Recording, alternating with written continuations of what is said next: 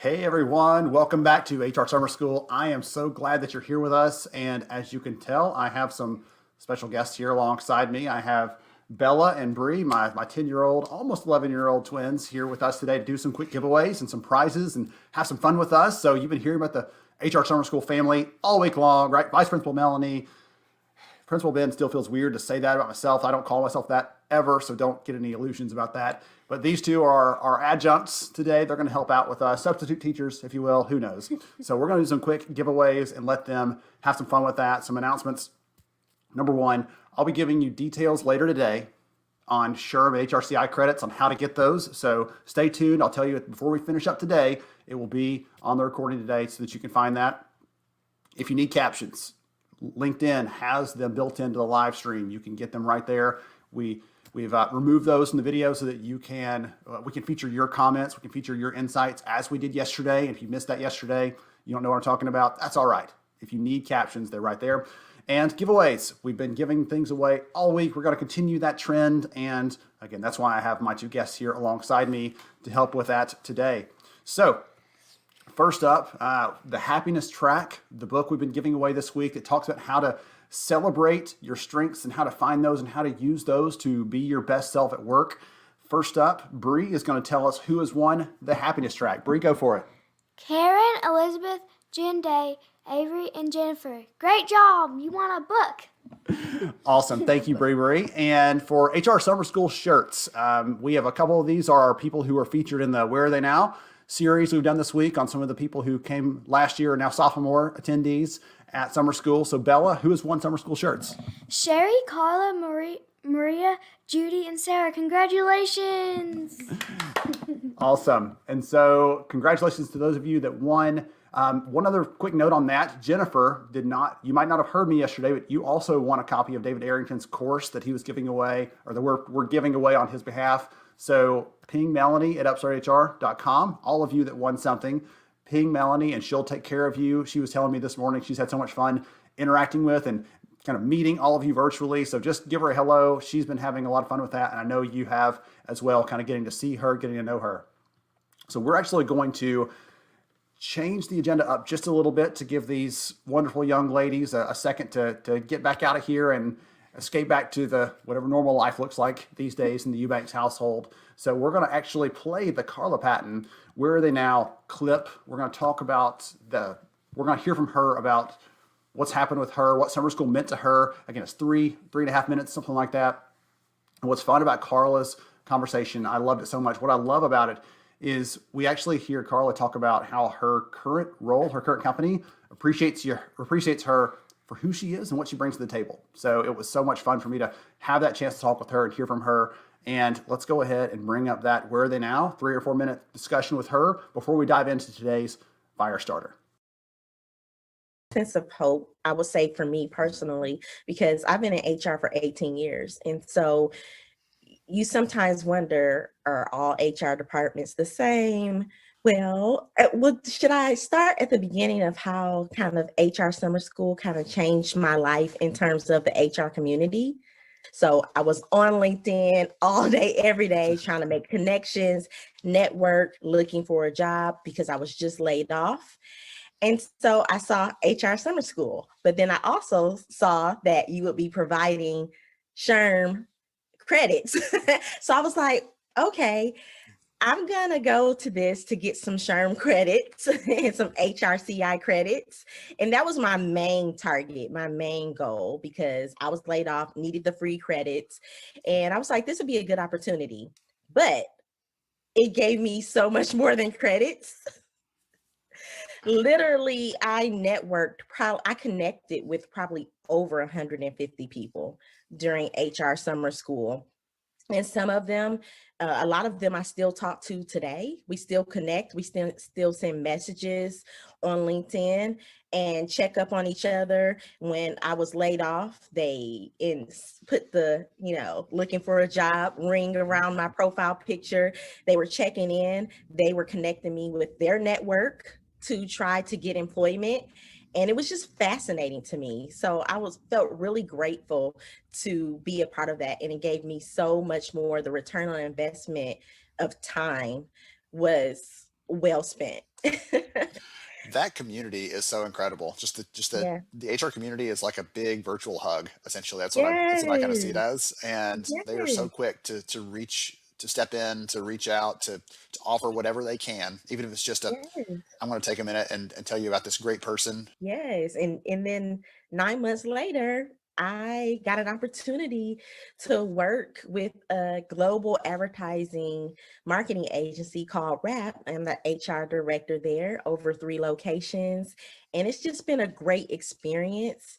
I got a chance to connect with a company that shares my values, and so much that I learned in HR summer school, I've taken with me.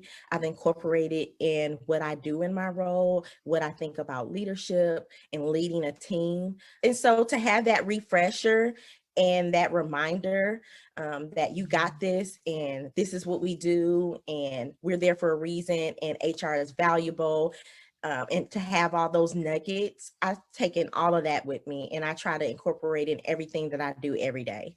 The engagement from the audience in the chat and the speakers, they were just talking about things that I don't normally hear Mm. at different local conferences or meetings about HR. So I think the HR Summer School brought a community together with us thinking about the future of HR in the work that we do. It wasn't lingering in the past, the information that they were given. This was new. Everybody would have that same alignment on their ideas on how we should move forward in our HR community. And it was just so a breath of fresh air to hear the things that they were talking about. Although we've heard probably speakers before talk about those subjects, of course, if you've been in HR, this was kind of different. Mhm. And I think that's what led people to be more receptive because some of the things were things we've never heard before or we've never heard in that perspective. All right. Goodness. I loved hearing from you, Carla. And you'll appreciate this, my friend. My girls were, when the video came out, they said, wow, Carla's like a fashionista. They loved your glasses. They loved your earrings, everything else. So that was kind of fun to see that them connect in that way. So Carla, love you, appreciate you, my friend. And as I mentioned this morning, you, Maria, Judy, you were all willing to come together to share your story with us as a community. And so every one of you are going to get a summer school shirt. I'll have to get you all a sophomore shirt, the special new one we're designing so that you can commemorate that occasion, that experience. And while you three were celebrated and your stories were shared, there are so many that I'm seeing right here in the chat. People saying, "I needed this. I needed the encouragement. Last year was tough. I had a chance to reconnect with friends, like all those kind of good things, or build a new community." And I could spend the next hour just calling out names and telling you that I appreciate you, right? Mildred and Sherry and all the people who have been in the community. I could do that, but we're here for some other things in addition to me just giving virtual high fives. So today's fire starter, you know what? I actually was going to run that kind of solo today and tell some stories and just try to bring some encouragement to wrap the week up.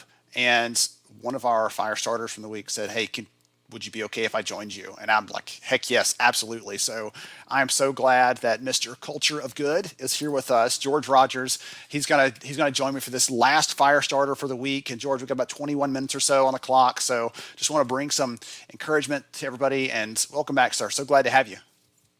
Thank you so much, man. I'm excited to be here. I'm honored. It's been a pleasure. I met a lot of people this week, as always, in networking. And I just want to say to all my, fellow students, I love you guys. That word doesn't get thrown out a lot, but I want you to know if nobody else tells you today, this crazy guy from Indiana who now lives in Georgia loves you. So I love you.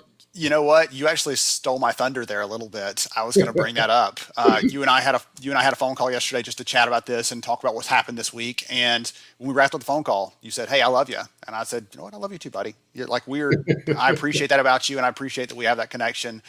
You're just an incredible person." So, to kick us off a little bit, I want to talk about a time we've been so positive and encouraging. I want to talk about a story that kind of illuminated or pointed to this painful point that I realized that we can feel alone sometimes. So years ago, I had been training for this marathon with a couple friends and worked my rear end off and got to the starting line. Was so excited, took off and said, "Hey, I'll see you guys at the finish line. I am going for a record here." And the temperature declined from 55 to 65 to 75 to 85 during the course of the race. And about 19 miles, I lost it. It was all I could do just to stay on my feet. And I don't remember any of the next 7 miles. The final 7, it's just a blur in my head. So I finish, and my friend comes in not long after me, and he immediately takes me to the first aid tent. He's like, "You look rough. Like, friends, we need friends for that." And so I'm sitting there in the first aid tent, and they're putting fluid in me, and I can't even sit up. I can't move. I'm so beaten down physically and emotionally. It didn't end like I'd hoped it would, and so I'm getting kind of beaten up. And on top of that, this guy right here that's with me, my friend, he actually works for the company. I recruited him as an HR leader. I recruited him to come work for us. And one of the medics finds out that he used to fly helicopters. Like, "Hey, we need pilots for our medevacs team." And I'm like, I'm here like beaten down in every possible way. And one of my prize employees over here is getting recruited away from me before my eyes, and I can't even like get up and do anything about it. And it reminds me, when I tell that story, when I think back to that moment, of how it felt to feel like the whole world's against you, to feel like you're alone, to feel like everything could be going wrong, and it is right there in that moment. And I share that story because those are always snapshots. Looking back now, it's kind of fuzzy around the edges, those things happen. But your life is not a snapshot, it's a film strip. Lots and lots of things. And you told me your story last year, George, about how your life has done this, right, throughout your entire journey. And I wanted to bring that story this morning because even me, as positive as I am, we have those moments where we feel like it's not okay, right? It's not okay all the time. Yeah, that's, the beauty and the beast, right, of leadership and where we are as people is that our 9 to 5 or our 10 to 6, whatever that work frame, we have this title that says we have to be she woman and he man, where we're tough and we got to have this wall up. And I was talking to somebody just this morning that's part of HR summer school, and I was like, "Hey, how are you?" And hopefully the person don't mind, but the reply was okay. And I love that genuine honesty, because sometimes we naturally say, "Hey, how are you?" And it's like, people, do you really care? And our natural response is, "I'm good. How are you?" When down inside it's, "Man, I am in pain. I am hurting. I am struggling. I am depressed. I am not okay. I need grace. I need mercy. I need love. I need joy. I need somebody that really cares about how I am, so they can really sit down." Because what happens is that when I say, "Ben, how are you?" I don't want Ben to say, "Okay, good." I want Ben to say, "George, do you have a minute?" Because it's a lot of stuff right now. I got a lot of pressure. Can we get for breakfast? I set up a 30-minute, 45-minute breakfast with you a month or so ago, and we're there for 2 or 3 hours. Just like, how are you? And I think one of the biggest things that we all do so well is we show love and grace to our team, and we rarely show it to ourselves. Yes. And that is huge. We need that grace to be bestowed on ourselves. We got to do some self-care, right? We got to take care of ourselves and show ourselves that grace, that forgiveness, that love as well. There's a psychologist that I've started listening to recently, and one of his sayings that has stuck with me. And when he said it, it's such a visual or a vivid image. He said, "If you talk to other people, right? If you talk to your best friend, if you talk to your kids, if you talk to your spouse, the way you talk to yourself, somebody would slap you upside the head, right? Because we talk so negatively to ourselves. We say such hard things to ourselves, and we're so critical when there's a community around us. There are people that want to love us, that want to support us, that want to be there for us. And that's what I appreciate about HR Summer School overall, is this opportunity to bring the community together and remind every single one of you out there right now that are listening to this, that you had this community around you. They are willing to step up. They're willing to encourage you. We've heard from some people this week, and even you, right? You and I don't always have it together, and we need that community around us to bring us that encouragement, to bring us that support when we need it, or if we need the friendly kick in the pants to get us moving in the right direction, they'll do that for us too, right? Yeah, exactly. Definitely. I think that's what's beautiful about this, is really connecting with others, right? Now, there's a balance there too, Ben.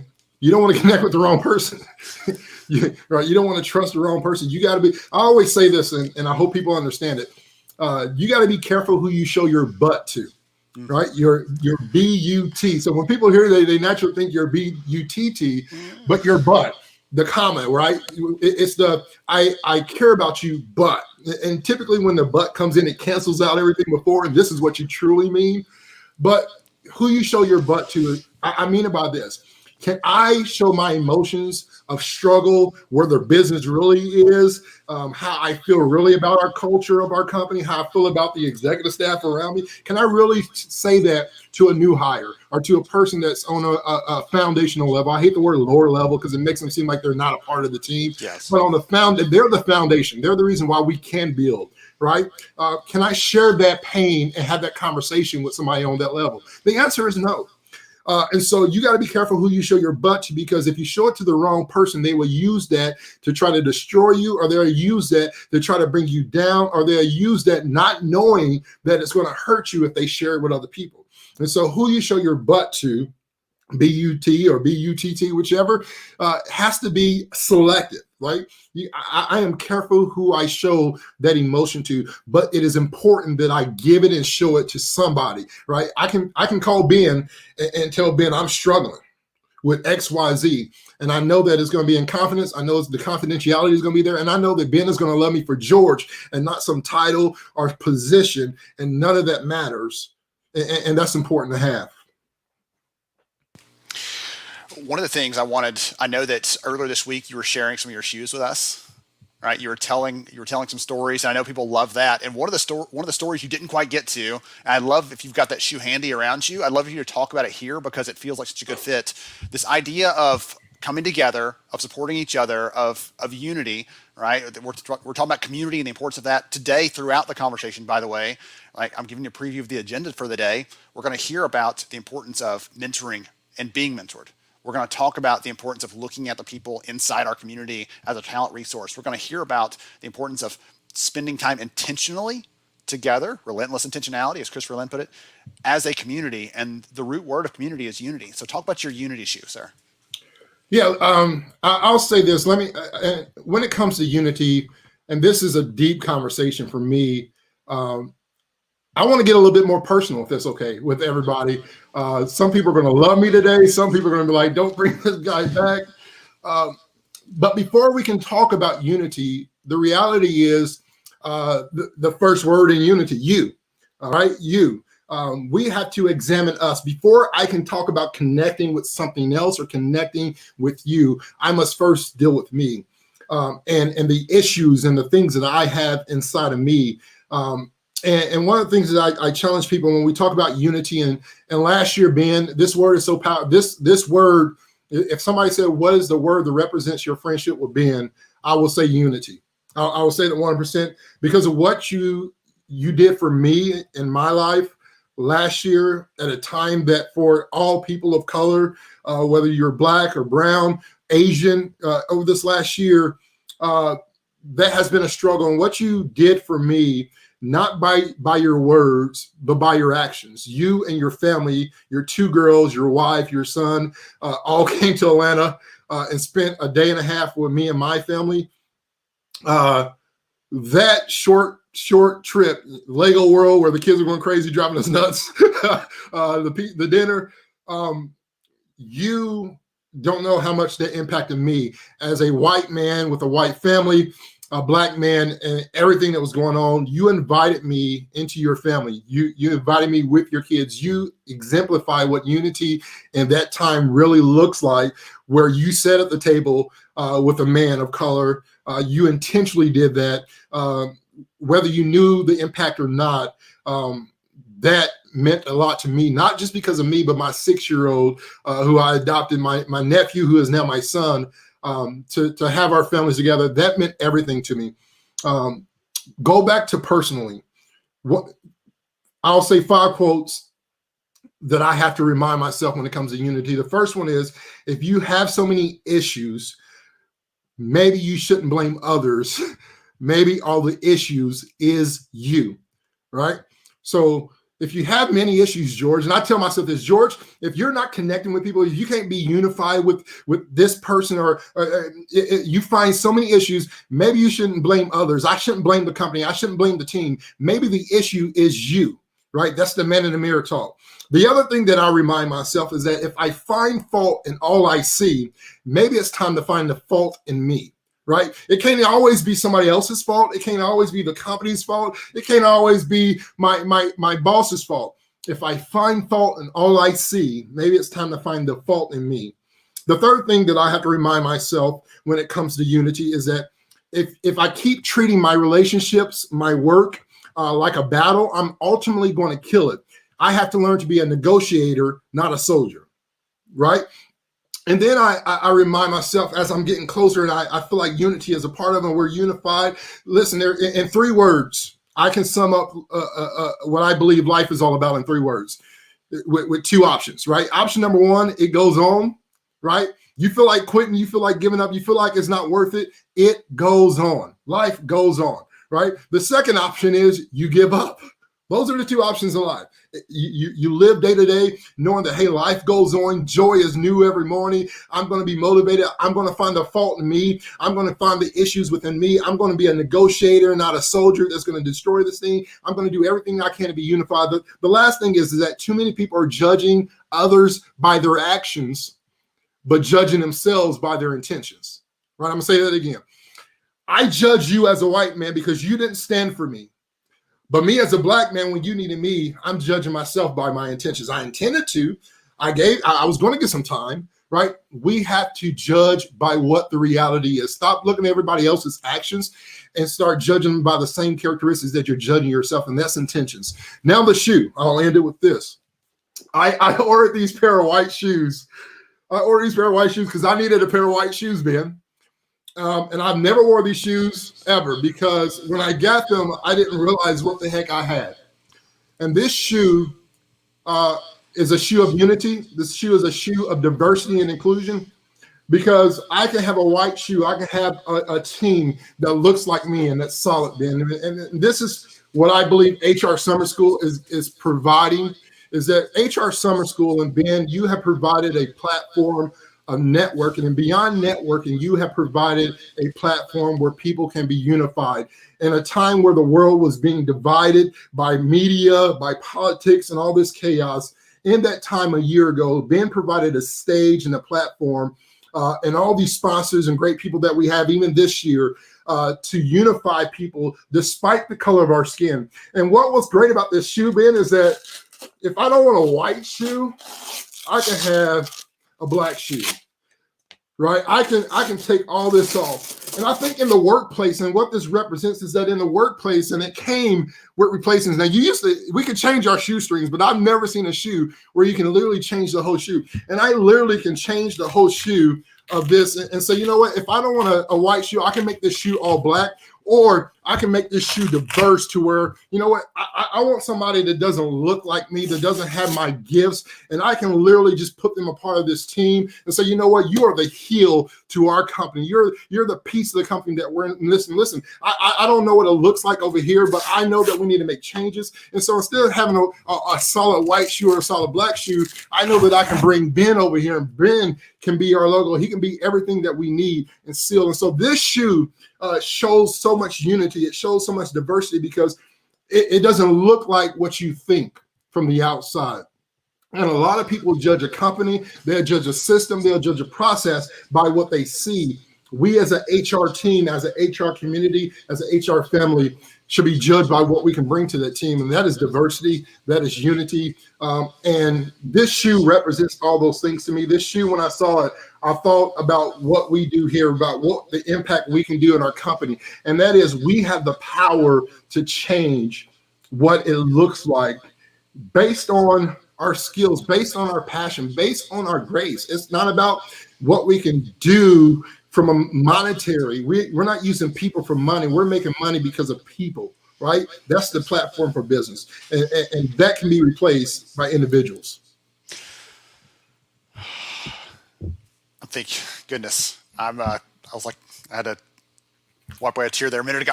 I'm loving this so much, George. And the thing that I appreciate about you, I appreciate you welcoming me and my family, spending time with us. Even though you forgot that I have 4 kids and not 3, I still love you and appreciate you. Berkeley is going to hate me. Uncle George. I'm sorry. Yes. Other than that, I love your message, and I love everybody's loving the shoes apparently, but I appreciate I appreciate you bringing that perspective and bringing that to the table, because I know people were saying like it's important to have unity now, it's important to come together now, but it's important to come together all the time, right? The world out there is always going to change, is always going to throw new things at us. Someone's always going to be doing this. But it's up to us to come together, to spend the time with the people that we want to build deeper relationships with, that we want to connect more deeply with, and the people that spend some time with if you want to be more like them, honestly, right? I look up to you. I respect you. You're brilliant. You're a business leader. You're a family man. You're doing all these things so well. And every time we have a chance to spend time together in person or on the phone or on Zoom or wherever else, I'm hoping to pick up a little bit of who George is and bring that back to my life, because I appreciate who you are and what you bring. So I appreciate it. You're an incredible man and a great leader as well. I appreciate, again, what you've done for summer school this year, what you've done for me and my crew, for welcoming us into your home, and it's been an incredible relationship, and I can't wait for what's ahead for us. So we got about 2-3 minutes left here. Perfect. What last advice or recommendation? This is the last time you're going to have a chance to speak to the 500 plus people hanging out right now with us on HR Summer School this year. What closing comments or advice would you give them to go forth and build some unity, right? To be intentional. You used the word grace a minute ago. I don't care what you wrap with, but I want to put that in your hands. What sort of things should we be doing? And I'll be taking my own notes over here as well. Yeah, I'll say this. I got 2 things, and I'll wrap it up real quick. With the grace and unity, I'll say this very simply. We cannot give what we don't have. You have to have grace for yourself before you can show me grace. You have to be able to forgive yourself before you can give forgiveness, right? And so I would say, as a leader, and I'm taking away the titles, because the titles I can care less about, right? I want to talk to you as a brother or a sister and a friend. Is titles mean nothing. We can get them today and they'll be gone tomorrow. But we're always going to be us. And I think it's important to sometimes understand we are human. It's okay to not be okay, as long as you know that good and great and better is on the way. And we have to show ourselves that grace. And that when I say grace sometimes is time, right? It's taking that time to meditate, taking that self time to really find yourself. When it comes to unity, you can't force something that's not meant to be, right? And there are some people that don't want to connect, but want to shout, right? The loudest boos come from the cheapest seats. The loudest boos always come from the cheapest seats in the arena. And those people are booing for another reason. So you cannot be discouraged because your heart and passion is to be unified when cheap seat people are booing and trying to discredit it and trying to ruin it. Connect and make the impact on your level and what you can do. I'll end it with this, and Ben's going to hate me because he doesn't know about it. And you can't delete me. I'm blaming Greg Hawks. Greg, if you're in the chats right now, I'm blaming you. I had a dream about your man crush, Ben Eubanks, Principal Ben. I had a dream this morning, and right away I messaged, when I woke up and got ready, I got done, with my meditation and some alone time, I messaged Greg and I was like, this is your fault. Hey, but this is an idea I had. I messaged your wife, Ben. So Vice Principal Melanie knows everything that I'm about to say. But Ben, you, like I said, exemplify what this shoe really represents. And without your permission, but with the blessing of Greg and I, and talking, and with the blessing of the Vice Principal, Melody, we are going to present you with the first ever Ben Eubanks Unity Award. It is going to be a custom shoe that's being mailed. We'll get together when it lands and videotape this. But if everybody right now, if you got any clap emoji, or if you can just love this status right now to make sure, if you appreciate Ben and everything that he's done for this community, for the HR community, that he's weekly, he's daily doing these podcasts. He's put all this on his shoulder with these 3 days of summer camp. And from this day forward, every time there's a summer camp, whether I'm a part of it or not, I'm going to force myself to be a part of it. This doesn't have my name on it. It's not about who's sponsoring this. But the first ever Unity award for HR Summer School will go to Ben Eubanks. And it will be the Ben Eubanks Unity Award. We'll do this every year from here on out. We'll do it for an individual next year and a company that exemplifies what it means to bring unity within this network. And not just this network. When we talk about unity, unity has no walls. And that's why it's important to name this Ben Eubanks, because you and your family, there's no walls with you. You are a man that loves and genuinely loves people despite the race. And last summer, not just in HR Summer School, but you continue that relationship with me doing anti-racism and unity in August of last year. You continue that relationship, and you mean everything to that word. And so when I say, what does my friendship in one word mean with Ben Eubanks, I say unity. There's so many other characteristics that you show as a man, as a husband, as a father, as a friend. But for this network and for this moment, I'm excited for when the shoe lands. Greg and I are going to we're going to all get together and videotape this. And I won't put any more, I won't break any. I know we got some special announcements later on that you're going to share that kind of pieces all this together. But I want to make it known that Ben Eubanks Unity Award, this is an award that's in your honor and something that we will do as the future goes on, my friend. And I just want you to know we love you. Everybody that I've talked to this morning and this last minute, we honor you. I wish we would have thought about this beforehand. But there was a reason why I wanted to sneak in here this morning with you, and I appreciate you loving me despite my true intentions to be with you this morning. And thank you again for the platform you provide for everybody. And I speak that on all the speakers, the sponsors, again, the blessing that you've honored us with. And so we want to honor you today as a man and a father and as a friend to say thank you for all that you do for our network and just for us as people. I appreciate that. I don't have the words to say, George. I appreciate you so much. Thank you for coming today. Thank you for that. I'm like my brain's just trying to process all of this. One of my favorite quotes. I'll end with this, I guess. All right, I'll end with this. We'll wrap it up. Is be the change you want to see in the world.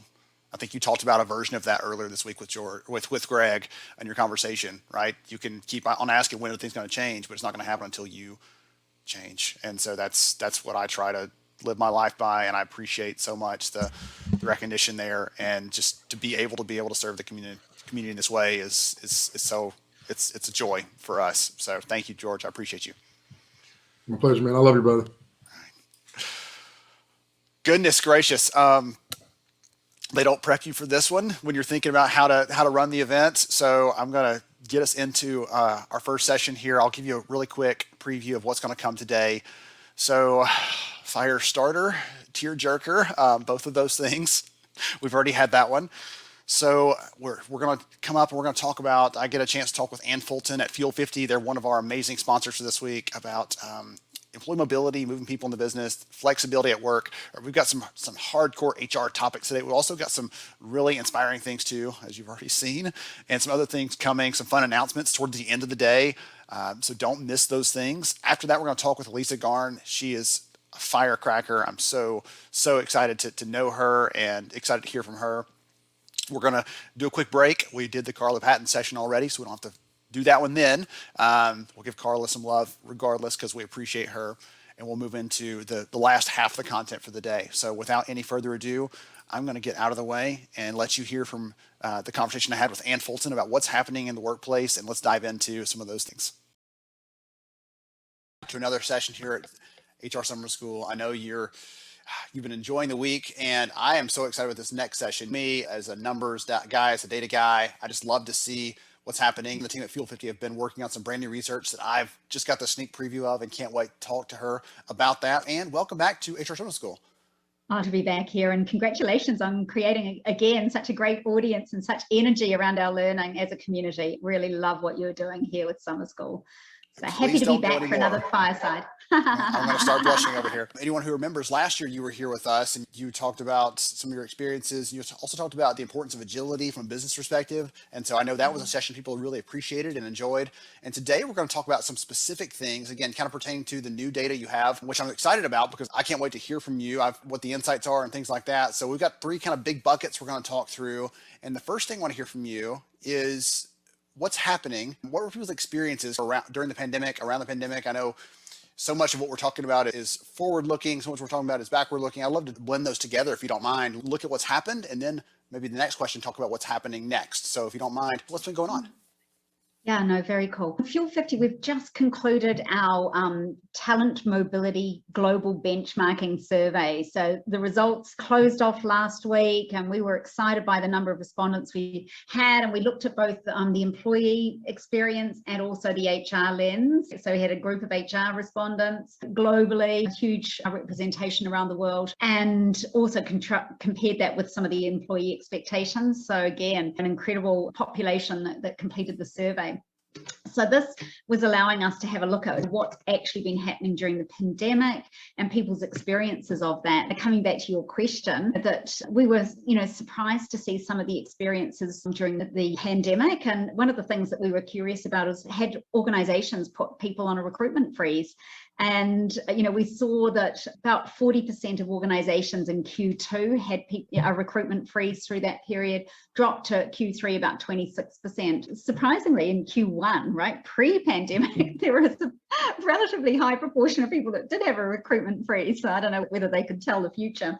So that was interesting. But what was also curious was that despite the pandemic, 28% of respondents said that their headcount had grown through last year. So they'd actually grown their employee, footprint and headcount. So I was surprised to see that. So, pandemic kind of momentarily slowed down recruiting is what we're thinking, but only momentarily, with quite a high proportion still growing their headcount. One of the other questions that we asked them was around whether they'd looked to more internal talent first rather than looking outside of the organization. And that was again surprising. So 50% of organizations that responded said no, they just did the same as usual. So they were both recruiting internally and externally, but 28% said that more positions were filled internally, which we think is a good thing. Look internal first during a pandemic, look after your people, create opportunities for them. So a bit of an increase over pre-pandemic era was what we saw. Yes, you and I are big believers in that. That's what Fuel 50 does, obviously. So that's absolutely where your expertise is. But there's so much data, so much evidence that prove hiring internally, moving people inside the business, that it leads to better outcomes, less risk, right? Lower cost, all these kinds of, all the metrics that we want to look at and believe in. And yet you hear in the moment of like things hit the fan and it was a chance to say, okay, we're going to shake things up. Let's try something different. Let's try something new and innovative and start hiring the people who already want to work here and who already proven themselves, and come say, I'm not quite sure. And if you have a chance, that's the chance, like jump on it. And it's surprisingly more people didn't do that. Goodness. No, I think we'd expected more of a trend to internal first than we actually saw in the data, and a bit of a disconnect between the positions filled at individual contributor level versus leadership. A reasonable amount of positions filled internally at the contributor level, and once it jumped to leadership, they were going external for talent, which is, I think, disappointing. If you're creating future growth for people and talent pipelines, you'd hope that more leadership positions would be filled internally. For those of you listening out there, by the way, I want to hear from you on this, because I think that's a problem, right? If we're saying, hey, we're going to move you around, we're going to bring you in, but we're going to stop right here because we're only going to hire outside the business for these opportunities above you. What kind of message does that tell your people? What does that say to them, that you're important to us to a point, and then like you're capped out, no more opportunities to grow? And again, I don't have to repeat all the evidence. There's so much that points to this leads to better outcomes. I'll do a quick dueling stat with you. We just finished our study on talent ability, which you well know, and you've seen some of that data. One of the things that was most exciting for me is we asked recruiting and talent leaders, how are you measuring success of this effort? And the number one way they're measuring success is diversity through all levels of leadership. not just at one layer of the organization, but at every layer of leadership in the business. They're saying greater diversity means we are winning at this talent ability thing. And that excited me to see that as a metric, not just, again, dollars saved, all those kind of metrics matter, but it was exciting for me to see that woven into it as a real, let's put some action behind this conversation around DEI and not just say we believe in it outwardly, but then internally have different processes that don't actually support it. Yes, so excited to hear that. And I think what that's saying is not just action, but it's actually putting some accountability around it and some measurement, which I think is the way to go. If we can see what the data is telling us and what the evidence is showing around D&I impact across our organization at all levels, I think that's a huge improvement. So yeah, really pleased to hear that. Awesome. What else do you have for us? The thing that I thought might be top of mind right now was this return to work. Everyone's talking about return to work, alternative work practices. And so we did ask a couple of questions around that. And I think this is a good outcome, is that 76% of respondents said that they would be creating a new hybrid work model for the organization, combining both remote and in-office practices. That's a huge gain over pre-pandemic, I think. 14% were going to focus on in-office centric cultures only, right, with no remote working, and 9% were going to stick with a remote only. So overwhelming looking at this new hybrid model. And I think that's amazing and part of our new normal. And I know that employees are very hungry for that flexibility, and some probably desperate to get back into the office so that they're not sitting at the kitchen table with their children, sharing the internet, sharing the laptop. I'm desperate to get back into the office, but other people are desperate to reduce their commute times and keep that flexibility of what has worked for them over the last 12 months. You use the word flexibility, right? And again, that brings to mind the adaptability conversation last year. I'd love to get your take on this, because I don't know that there's not like a single solution that works for every company, every culture, right? Every approach. It really comes down to, what do your people need from you and how do you serve them? That's my perspective on it. What do you think? Is that shift, like we're all going hybrid because our people are demanding it and they're going to leave if we don't? Like we have to serve them that because they're asking for it. What's your thought on that? I think my real view is that if we are going to move to a hybrid work model and there's going to be more remote working, we do have to operate differently as an organization. That we need to caretake our collaboration and our innovation and our team culture in more creative ways than perhaps when we're all sitting in the office. So I think there's got to be some big shifts in our people practices to support a hybrid culture, if that's going to be the new normal for us going forward. That's very thoughtful. I would agree with that. Excellent.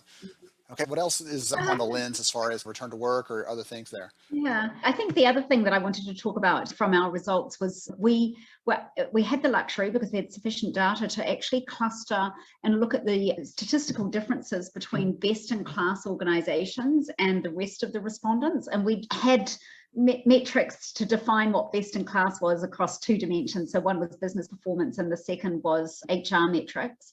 And the business metrics were things like revenue growth, revenue per employee, NPS scores, that kind of thing to cluster. So these best in class organizations, as they were defined, and there were about 20 in each of those groups, really seemed to be prioritizing different things than the rest of the audience. So it was quite interesting. So one of the questions that we'd thrown out was, what are the strategic priorities of your organization? And then we were able to compare some of that with the best in class organizations. The top 3 strategic HR priorities were leadership, makes sense, right? That came through as number 1. D&I, beautiful, wanted to hear that. Third, and closely followed with a fourth, third was the employee experience. And then fourth was reskilling. So reskilling was quite up there, but the best in class organizations had different strategic HR priorities.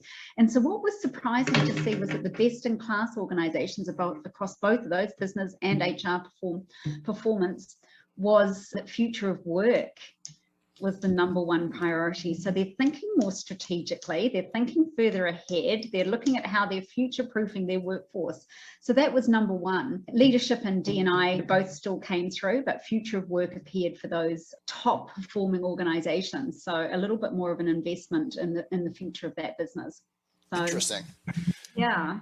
The future of work is just, it's a big conversation. A lot of things can fit into that bucket, but in Mm. general, when I'm talking to someone that's having those conversations, that's leading the charge internally and thinking about what's next, how to prepare for that, it's it's usually a in that big picture mindset of, I'm not just dealing with what is today, because we could spend all of our time fighting fires and just reacting to things, but it's, I'm going to take a second, take a breath, rise above everything, and look at what could be, what possibly could be coming down the path, and how do we prepare for that? How do we adapt to that? How do we respond to that appropriately? One of the fun stats you'll appreciate is, we did a study last year on organizational adaptability, and I had hoped, I had my fingers crossed that some of these companies would have, that were adaptable, that said they were responsive, that some of those companies would have said their HR technology was a part of that. That was my hope. I was like, if 70% say it, I'm going to call that a win. And 70% did not say it. It ended up being 97% of companies that said they were agile, said that HR tech, the tools they were using to support their people, were a key part, a key driver of that. And that blew me away. Statistically, that almost never happens. And it was so exciting for No. me, because again, I live in the world of HR technology, and again, you do on the other side of that, but it's so much fun to see, because those tools enable us to serve our people in better ways. It's not like we're handing them off and saying, okay, we don't have to interact with you anymore. No, it's, now we can serve you better because we understand you better.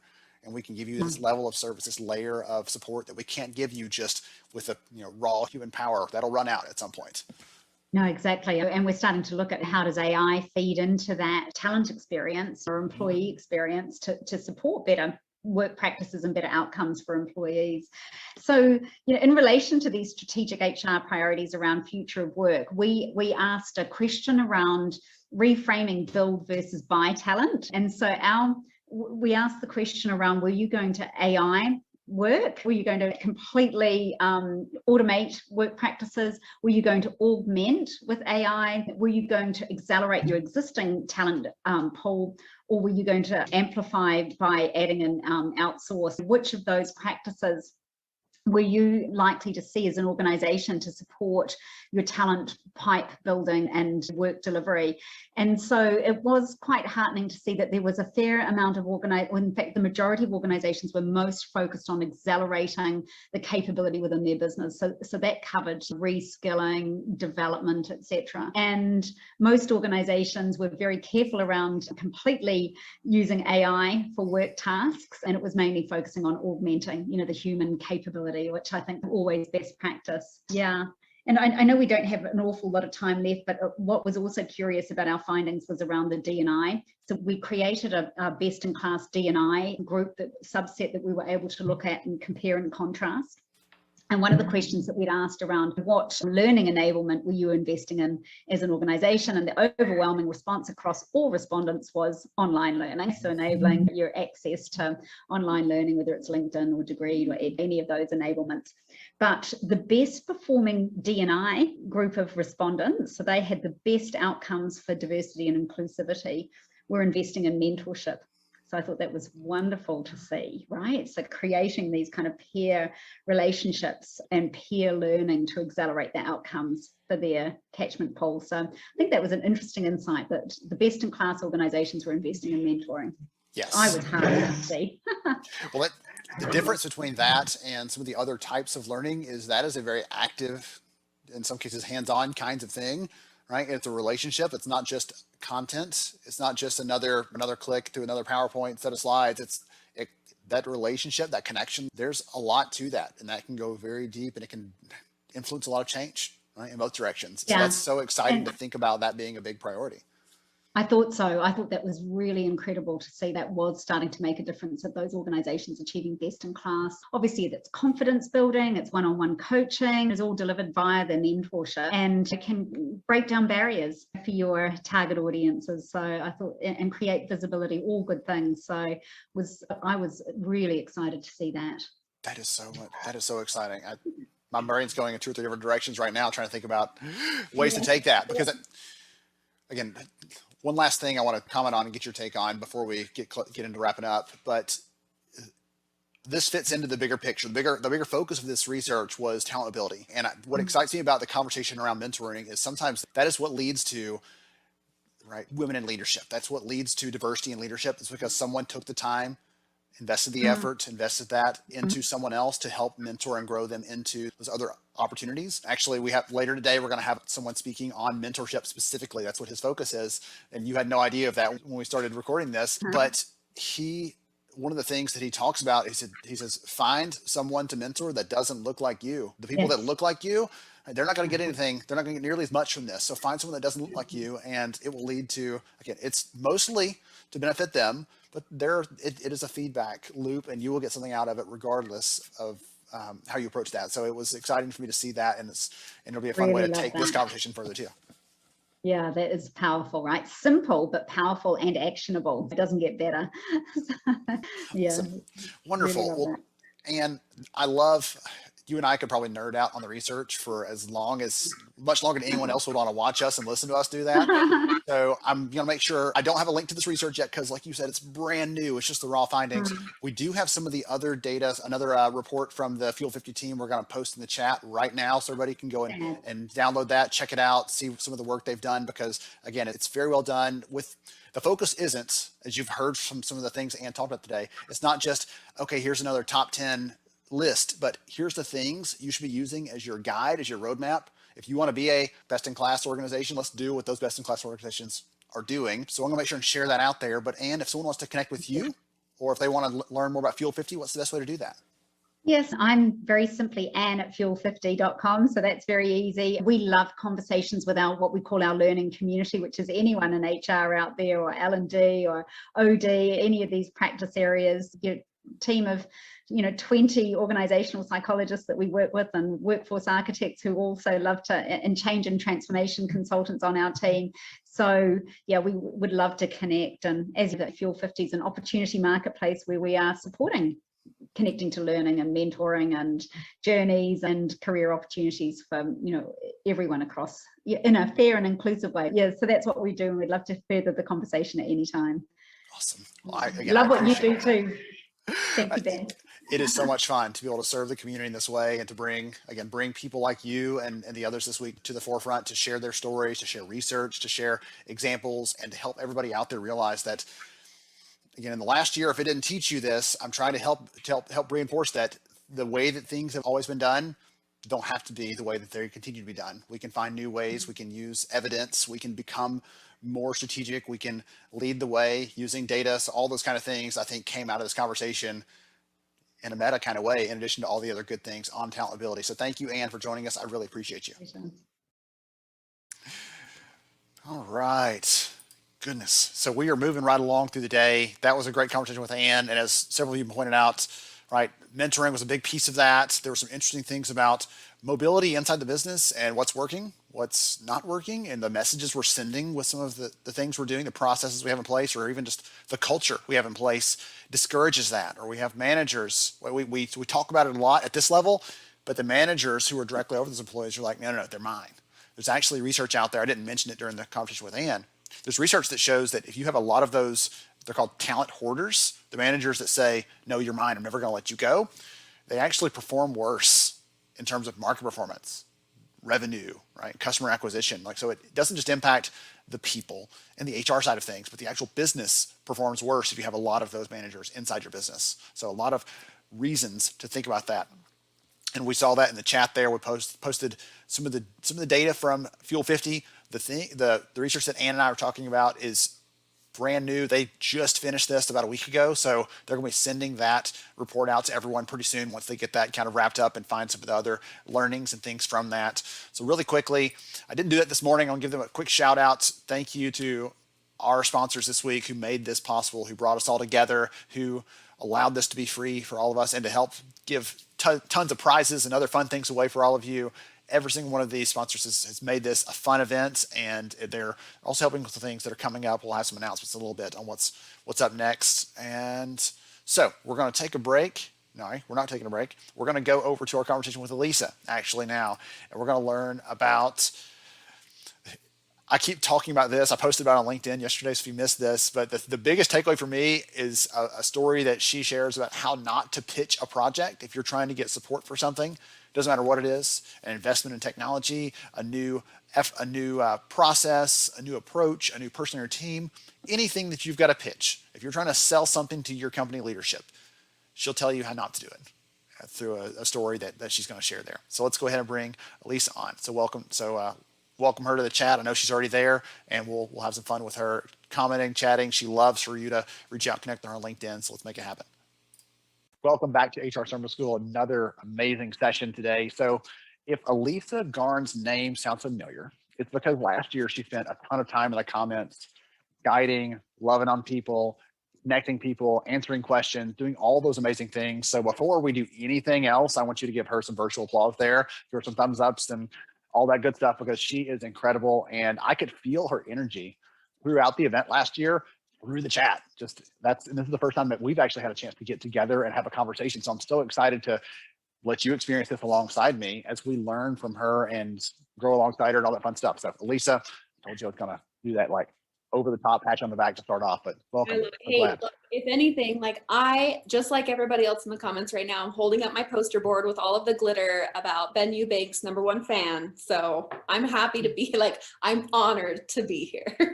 I appreciate that very much. So before we go into some of the conversation, we're going to talk about, we both have experience as HR leaders. Right now we do something different, but we get to see something outside in. And we have some different perspectives to share and help them to have a bigger impact. And I'm excited to get some of your insights on that. Before we do that, tell everybody really quickly who Elisa is and what you do. So I have worked in HR talent for better part of 16 years. I also have served in different HR volunteer capacities. I was a chapter president for a local SHRM chapter here in Utah, currently serve as the executive director for the state council in Utah. I co-founded Disrupt HR for the Salt Lake market. And really, if it has anything to do within the HR community, specifically in Utah, my name's probably attached to it somehow. So with all of that said, last year, right before COVID, I pivoted outside of being an HR practitioner and now work more in the branding, content, and marketing space for a benefit insurance broker, with the intent of really elevating HR's role and influence inside the business communities that they work and serve. So it's a sort of a way of like bringing it all together for me. I'm a wild extrovert and found myself kind of like tapping on the little fishbowl of HR of like, I don't know if I'm supposed to be in here, but I love it. I just don't know if this is my home. So now I feel like I get the best of both worlds. I still get to connect like you with HR professionals and really help them accomplish their goals, and again, just elevate their role and their credibility inside the business. Well, that's a great lead in, right? That's what you do every day. And we're going to talk about some of those things today because we're kind of chatting before we started recording. And one of the big themes for the event this year that I'm trying to get to is I kept hearing from the hundreds and hundreds of people that gave feedback last year. One of the things that they said was so critical for them was they want to be inspired about the future of the work we're doing. They want to have some tools in their tool belt to be able to grow their influence, grow their impact. They want to be better professionals overall. Right? You can go to a lot of places and get your legal updates and things like that, and that is wonderful. But in terms of being a better professional and being the best HR pro you can be, like this is where I want the destination to be HR Summer School. And so that's why I wanted you to be here. So all that, again, build up. I'm putting you up on this pedestal, so no pressure at all, Lisa, by the way, to just solve all of these problems for us. Well, I'll start by saying this. Yeah. The interesting thing about I do a lot of speaking with different universities and student groups that are bright-eyed and bushy-tailed, so excited to be getting involved in HR, or maybe they don't totally know what they want to do, but this seems interesting, so they're exploring. And then when they graduate, they have this image in their head of I'm going to go be an HR director and I'm going to be working on strategy and figuring out organizational development and design. And the next thing you know, they're talking about like Brittany that's parked in the handicap spot outside again and like freaking out about payroll getting processed in time to meet the deadline. Some drug screens. Yeah, and it's like it sort of puts on this like blinders of, okay, this is not actually what I thought it was. But one of the things that I've personally learned through my career, like those are foundational experiences that help you drive empathy to be a better HR leader down the road. It doesn't mean that those things I think ever go away. I think that's an unrealistic expectation of our profession, but it also doesn't mean that you're not going to grow out of it. So students especially, but I think even people that tend to fall into HR, like that's my story. I didn't go to college, but I was doing, like, honestly, I started in HR because I wanted a free ski pass. So I was like, sure, I'll file your paperwork and give everybody ski passes to be able to go out whenever I want. And then had a great mentor that really pulled me into the profession because of some of the skill sets that he saw in me that lended well to being a strong HR professional. But I'm telling you, without that first 10 years of, quite frankly, if I can use just a teensy bit of profanity, the shit that I had to go through to be able to earn my right of working at a senior strategic advisor type level, I would not have been as strong and been able to go in with the same level of confidence had I not had that 10-year trajectory to pull from originally. So when you're talking about this idea of how do we evolve, how do we get inspired, how do we know that there's more to do with being in HR, it might not be your time today, but it is absolutely on the horizon. So if you're feeling like, oh, I don't know about if this is really where I want to go, it's not forever. It's just a moment. Yes, everything is a snapshot, right? It's a snapshot in time, and sometimes it's not pretty, it's not fun. We could swap stories all day about some of those days where you're like, is this really what I'm going to be doing? And yet, looking back now, it's like the quote that says, you overestimate what you can do in a year and you underestimate what you'll do in 10 years, right? You think, oh, I can do all these things, and you at the end of the year you're like, well, I didn't do as much as I thought I would. But over time, chipping away at that, you build this foundation that allows you to do almost anything that you want to do, right? Mm-hmm. Whatever you set your mind to at that level, once you have that ground based expertise, you can tackle it. And so one of the things that I look to you for is kind of, I know one of the things you speak on regularly is around kind of rebranding HR and rethinking just how we do this stuff. And I think that's part of it, right? Because we start off in the no police, right? The compliance police. And so I know the people that are here listening in that probably chase you a little bit. That's the rep we've got. Okay, we've got to deal with it. So Elisa, what advice do you have on that rebranding piece and how to rethink what we're doing and rethink the impact, rephrasing the impact we're going to have on the organization? First and foremost, HR we don't tend to be very good storytellers. Like, we bring a lot to the business. We represent the people element of business. We, keep the company from getting sued. We keep the wheels on, so to speak, but we're not always great at telling compelling stories to get people to make emotional, intrinsic decisions. So when you're thinking about being an influencer, and I'm not talking about like Instagram models, that's gross. When you want to influence someone, you have to create an emotional reaction to a story to help somebody align with what's in it for them. So I use this analogy a lot. I actually wrote this article for Forbes last year, which is by far my most popular article. And I love it because it's helped shape this shared language between the C-suite and managerial levels in business with HR language, and help them like better define what is the value of HR inside my company? How do you see my role? What is my value? So I'll give you the Cliffs Notes version. There's 3 different personas that I talk about, where you have, if you imagine a city, you have city planner you have traffic cop HR professionals, which are blow the whistle, keep people compliant, make sure they're following the rules, highly reactive, traffic is coming at them all day long, but they feel a deep sense of value by following process and, again, making sure the procedure is in place to keep people safe. Yeah. But because they're so reactive, they don't have time to think about or even act on being more proactive. How can I think about, a better traffic pattern, or where could we put an additional stoplight to make sure that this, as we're growing as a company, they are so hyper-focused on what's in front of them. Then you have a city planner HR professional, and these are usually heads of HR. Could be a CFO, could be a CHRO, might be a director of HR, maybe a manager, and sometimes even a business owner if they happen to own the big decisions within HR.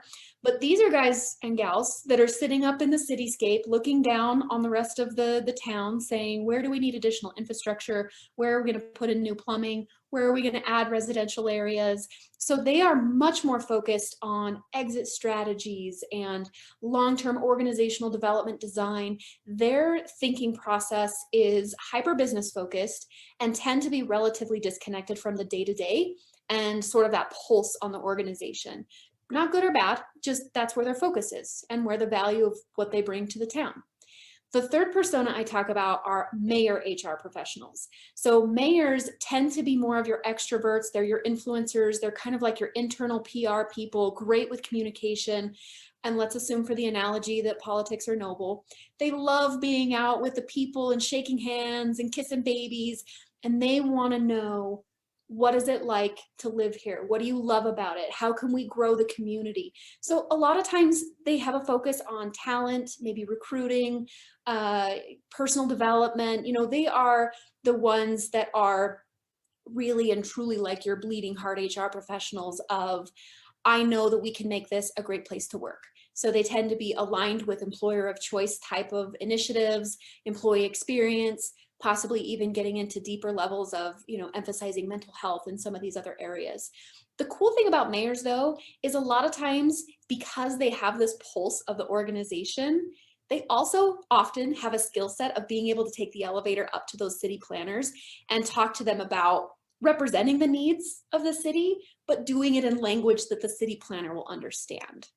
So as I talked about this analogy, especially with C-suite individuals, and then I ask them, you know, like put feet to fire, what do you value most in your organization of those three roles? Almost always they tell me they want all three. Well, I want one person that can do all of that. And I'm like, oh, really? Well, I love purple unicorns that also spit glitter. But realistically, you're talking about three different people here. Yeah. And compensatory wise, can you even imagine paying somebody $60,000 a year to do all three of those things? No, it's ridiculous. So again, like what it's done is it gives an opportunity to ask better questions, which I know is another really compelling focus of the HR Summer School this year, to be able to give HR the power to go into meetings with their executives and say, what matters most to you? If you had to say one deliverable that is going to drive the most value for where we are as a company right now, what does that focus look like? You're changing the conversation from taking directive and taking orders and being subjected to sort of that submissive role of tell me what to do. And you're now coming to the table with, again, this shared language of where is the business going, which ultimately leads into strategy. And as far as elevating your role, executives value team players that come to them with solutions, not problems. So this has really, really shaped a lot of my opportunity to elevate and coach a lot of our clients and individual HR professionals on ways that they can gain a better audience, but also gain clarity on the role of where they're going to be valued most. And by the way, if your CEO tells you that what they value is traffic cop, but you're a mayor, then great. You found that out and now you can go find another job where they value mayors. Like you don't have to conform to a box. You get to know. And it just, again, I think it just creates that clarity for people. I love that verbiage that you're using there because someone last year, actually, in the middle of summer school, sent me a private message and said, like, I thought that HR was the wrong job for me because of the signals they were getting. And she didn't use these terms because she didn't know these terms, neither did I at the time. But what the feeling I got from that was she was trying to do certain things and they wanted that. They wanted a different kind of persona than she was. And so she's like, this is not, HR is not for me. And interact with people like you and others here at the event, she realized, wait a minute, no, there's a whole big world out there and I can go and be great at some other company because they'll appreciate that thing that I'm bringing. They'll appreciate that for who I am, what I have to offer, and not make me conform to that box you just put out there. And I love that. Can I ask you a question about something you mentioned a little bit ago? Might put you on the spot a little bit, but you said HR is not, and I will admit this, I've done a terrible job in the past of telling stories, using evidence, trying to weave those things together and present a business case or something. Can you give me an example of how someone tells a story that sucks, it's terrible, doesn't work, versus what it would look like to do it right? I don't know if you can do that kind of off the cuff, but I'd love to hear an example of like what's a story that works. So, okay, well, like going into this, think about if you just paid, I don't even know how much it costs to go to a movie anymore. I don't go to the movies because I don't really like $10 It's always cold and it's super expensive. But let's just say you're on a date and you just spent $40 on popcorn and sodas and movies, and you just sat down and the movie comes in and it's like following somebody around doing their day-to-day. They get up in the morning, they go to work, you know, they eat lunch, they come home, they pet their dog, and then credits start rolling and you're like, what the hell just happened? I just spent like, what was that? That wasn't even a movie. Like, where was the plot? Storytelling is, you have to like, when you think back to English, right? Like, go take yourself back to middle school and high school where you're learning about literature. Storytelling is taught to us throughout our lives, and we know a compelling story when we hear it. But a lot of people struggle with, but I'm not a good writer. I'm not a good, like, I don't have that skill set. Everybody can tell a compelling story if you think about the basics of, you've got to set the tone, like, introduce the characters, get the conflict going, and essentially you're just building up to a critical point of, all right, this is the height of the conflict, the climax, and then as you start to come down with the resolution. Storytelling, that's all it is. So I will give you an example, because this was a very expensive lesson for me in my career. For all of you in the audience, if you have ever tried to pitch a wellness program to your executive team, I know all of you can relate to this because it's painful. The first time that I did it, it was my first HR leadership role. I was an HR director for a small company of about 150. And, our benefit broker had come in and said, your rates are going crazy. We recommend putting in a wellness program. We'll come do your biometric screening, blah, blah, blah. Typical HR stuff. So I wanted to do this, like, because I'm a creative. We had just launched our business. We were in 4 different countries. We were going international. So I thought it would be really fun to create this passport wellness program where you could get stamps into all of these different countries that we were being introduced to. And if you got it for that week, then you got to put one of their little country flags in your little thing on your desk, because the little details of the creativity are what matter more to me than the results. I'm like, oh, we still have diabetes, but you have those cute flags. Look how fun that is. I know that my priorities were in the wrong place, but I digress. Okay, so what I did is I had met with my broker. They told us about our increase on our rates. We agreed that we wanted to approach a wellness program. So I had scheduled time with my CEO and kind of had an estimate of, like, I think it's probably going to cost, I don't know, $800. I wanted to do a 5K with goodies at the end, printing costs to do these little passports and stuff, like, just basic stuff. So it's only $800, which for most businesses is like a blip on the radar. But here's where I made my mistake. So I go into my CEO and I'm like, hey, so I want to do this wellness program. And I immediately go into all the details of the cute little passports that I want to create.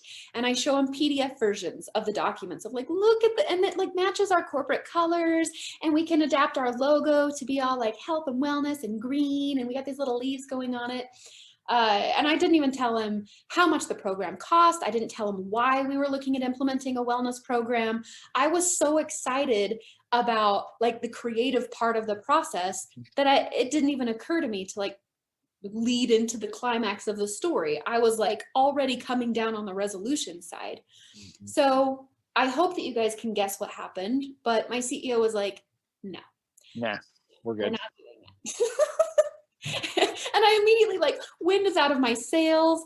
I go home thinking I'm going to quit my job because my CEO is a big jerk that doesn't value me. And I have these great ideas and nobody takes me seriously. And I am putting myself in victim mentality hardcore. I'm like, how dare he?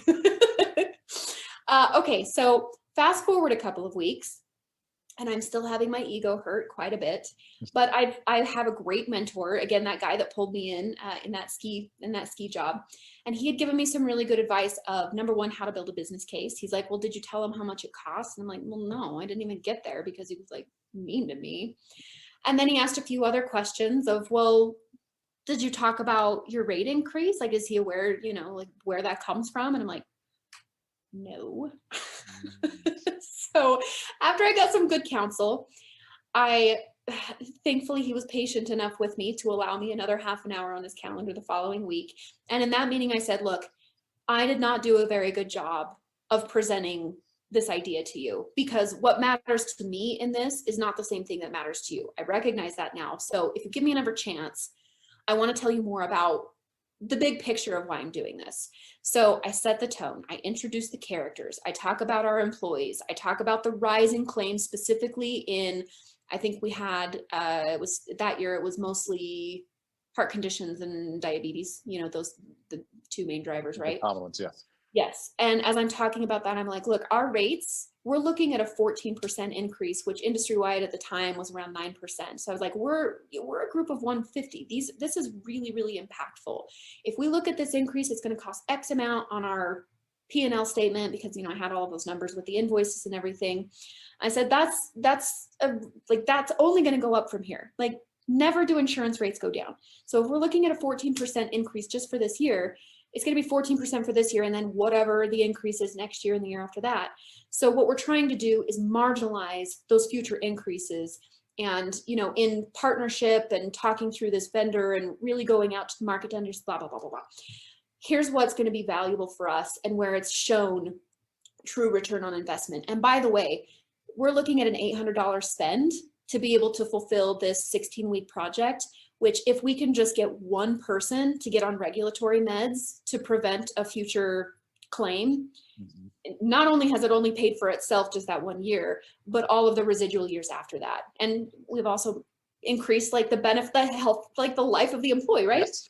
So all of a sudden, like I'm pretty good at emotional intelligence, and I'm watching my CEO, and physically he does this. He sits closer to me. He puts his hand under his chest, kind of cocks his head to the side, which is a message to me that he's paying attention. He's interested. He's listening to me. So I keep going, and I'm like, okay, well, I know I told you about all the visuals, which is what I care about, but let me tell you about some of these other things that I have planned and like these other conversations I'm having with broker. So I've taken him on this story journey of helping him understand in his language, money, why this matters, and what that ROI is going to be on the other side. And man, he's like, we laughed, we cried, like it was amazing. And of course he signed off on it. He's like, yeah, like use your P card. Like, I don't care, whatever, do a reimbursement. I'll be at the 5K next week. Let me know. And it was awesome. It was awesome. So not everybody gets the same opportunity to have a second chance so close together, but that's a very, very real life example of how HR, if you go in with that compelling story of like, what is the pain point? And what is the pain point to the audience that you're talking to, whether that's an employee, a manager, a CEO, and then build up to that climax of what's in it for them, what happens if we don't do this, and then bring them back down to solution. So pain point, climax, solutions. And I also think HR, you'd mentioned the no police, you know, we're often cited as being the principal's office of business. When you're advising, and again, you're trying to elevate that role of policy police to strategy advisor. If you're telling somebody, okay, here's the pain point, this is where I know the business is headed and where I think we can make impact, give them options. Here's one thing we could do, pros, cons. We could also try this, pros, cons. Another idea is this, pros, cons. Based on what I know of where we're headed as a business, what you've shared with me, my own expertise and knowledge to help us manage our risk, I would recommend option blah. And here's why. But ultimately, I support where you know more than I do. You're kind of like, you know, putting them in a position of power. You know more than I do. I will support whatever you think is best. But if you want more information about any of this, let me know. Does that help you make a good decision? You have completely changed your role in the company. You are now a valued consultant, not a Google search. Any manager can go to Google and look at FLSA law. It's the application of how does it connect to the business that elevates your role. We're like almost out of time, and I want to just respond to every single thing you said. I hope everybody out there was taking notes on that. And if not, go back and watch the replay again. If you're watching this on replay, back it up again and watch that again and write that down, because there were several key things in there on how to build a business case. I can't remember if I told the story last year. I'll make it very, very brief, but I had one big chance to also pitch something, and I pitched it very similarly to you. Like, here's why I'm so excited about it. Not why the business should care, not why it's going to make life easier for our managers or employees, not why our leadership is going to benefit, but it's like, I'm excited about it. And for some reason, they didn't want to invest in it. Find out why. So I learned that the very, very hard way not to do that. And that's why I'm such a big fan of thinking through how to tell that story and build a business case. So I appreciate Elisa for you sharing those insights, the stories, the examples there. Even I try to put you on the spot, try to give you a hard question, and you knocked it out of the park. So if someone is listening into this and wants the more Elisa, right? You are incredible and they just want to connect with you. Obviously they can hit you here on LinkedIn, but is that your preferred connection or is there another method there? LinkedIn is my love language. So yes, please do connect with me on LinkedIn. Send me messages. I am happy to engage there. I mean, elsewhere, I think I even have all my contact information on my profile, but you'll for sure get me if you get me through LinkedIn. All right, perfect. So just click her name over there in the chat right now, connect with Lisa and let her know how much you love her because she's incredible. Thank you so much. You're a treasure for the space, for our community, and I appreciate you for spending some time with us today. Goodness, I enjoyed that so much. And we're going to do some quick giveaways here. And I have a couple people I want to recognize out of all the comments and things coming in. A couple people that share my some commonality there. So Elisa, I appreciate you for your insights. That was so much fun. And I love your energy and your excitement. So a couple things that popped out to me. Number one, Laura in the comments said something about being a sponge, right? Soaking it up as you're going through the experience and learning the ropes so you can be great. The very first talk I ever gave, back in 2010, I think, to an HR audience was called the HR sponge because I didn't know what else to call it. And someone else told me I was like a sponge soaking it all up. So Laura, you're going to get a prize because that just resonated with me. Paige, you said something about trying to pitch an HR system and you heard my story there at the very end. I tried to pitch an HR system, did not work, did not go through, terrible approach. I learned my lesson there, just like Elisa did the hard way. And like many of us here in the comments have learned the hard way how to do that. So for those of you that haven't had the opportunity to do it yet, absolutely take those takeaways and lessons from us, right? Know the audience, know what they care about, know their language, speak in it, and don't go in there assuming they know the whole story because they don't. So both of you are getting something because I just appreciated that and felt some kinship there. Kenny won a prize earlier this week, but Kenny has been posting the most amazing reviews, his big takeaways every day. So if you're not following Kenny on LinkedIn, go connect with him. He's been sharing these reviews of what he's getting the last 2 days, and I've enjoyed just going back and reading those. So he's going to get something else in addition to the other thing he won this week because we can.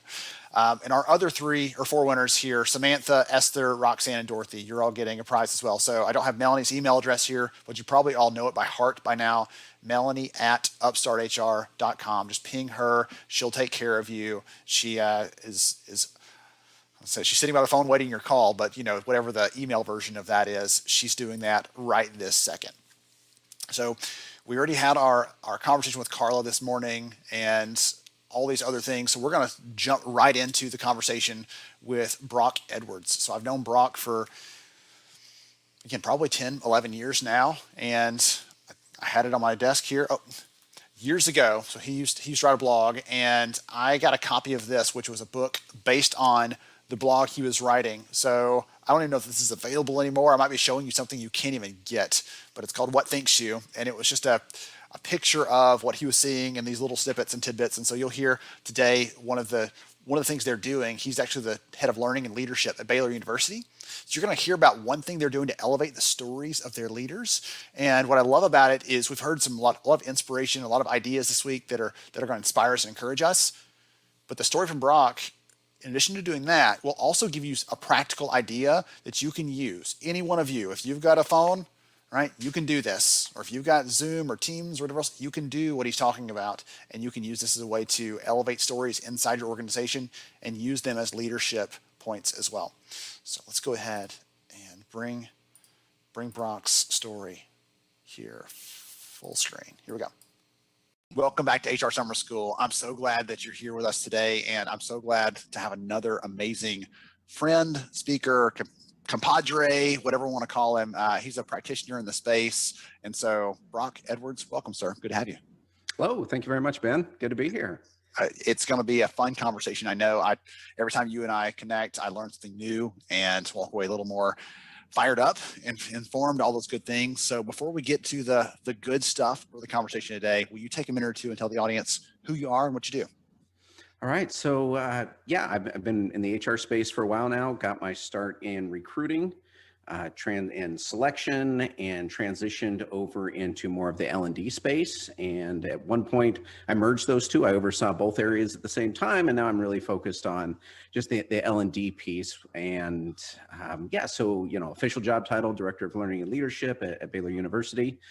And so my days are spent thinking about how do we help people? Well, so my philosophy, and I blatantly stole this from, I think it was the global VP of HR for Pepsi about a decade ago. And he made a comment in like HR Executive Magazine or something like that. And so really, but I loved it. And really, I think the purpose of learning, in fact, I would argue the purpose of all facets of HR, are to help people make better decisions so they can take better actions and get better results.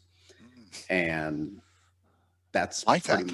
Yeah, I mean, that's pretty much it. If we're helping them recruit, we're helping those hiring managers make those better decisions, identify better candidates, so that they take better actions and, end up with a better outcome in the learning space.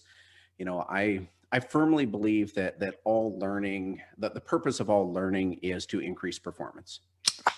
And you stole my thunder, darn it. That is the thing that I always say, and I was going to drop that on you. Like my take is, yours was like a little longer, a little more in depth, even stolen or not, right? You still remembered it. Mine is always learning is about performance, because we think about learning like learning is about engaging people. Learning is about creating a good learner experience. And I'm like, strip all that away. If you're just doing this to make them happy or make them smile, there's cheaper ways to do that. Get some pizza, right? There's simpler ways to do that. If it's at the end of the day, learning should be about performance. We want you to be better at this thing you're doing or better at this new skill. We want you to create some new capabilities. That's what we're trying to get to. Lots of other stuff wrapped into that, as we'll talk about in the conversation, probably like ways to get to that end result and everything else. But that's what I'm shooting for. Can I ask you a kind of a sidebar question actually about your career, if you don't mind? Sure. I had forgotten completely that you started in recruiting and then ended up in the learning side. And that's not a common transition, I don't think. I hear lots of people that go recruiting to HR, right, or HR to the recruiting space, or HR to learning, or people that come straight up in learning and that's where they live all their life, because there are lots of different flavors of that. But I don't hear about the going from recruiting over into the learning space. What drew you over there? So this may be a long story. I'm not sure here, Ben, but I'll try and keep it short. But the year was 1987. Little sooner than that, but not by a whole lot. Anyway, I'd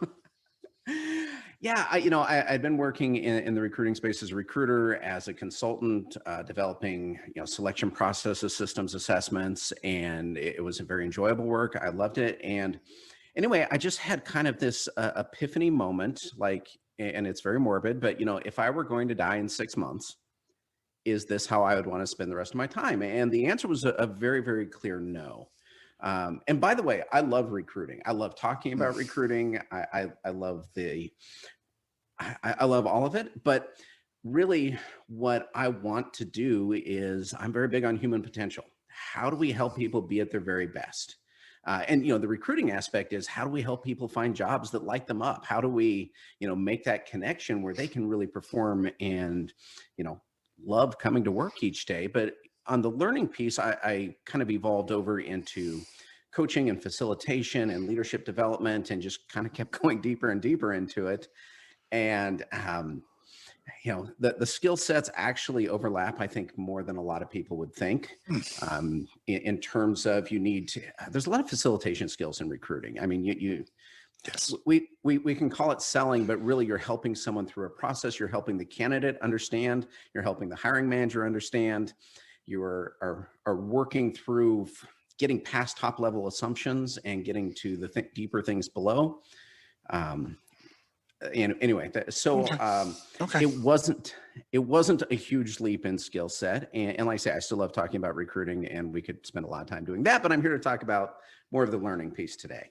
Okay, before I transition to that, I just want to, for the audience listening to this, take 1 second and, morbid or not, think about what Rock just said, right? In this event, overall, we're trying to give you some skills to think, to level yourself up, to level up your team and things like that.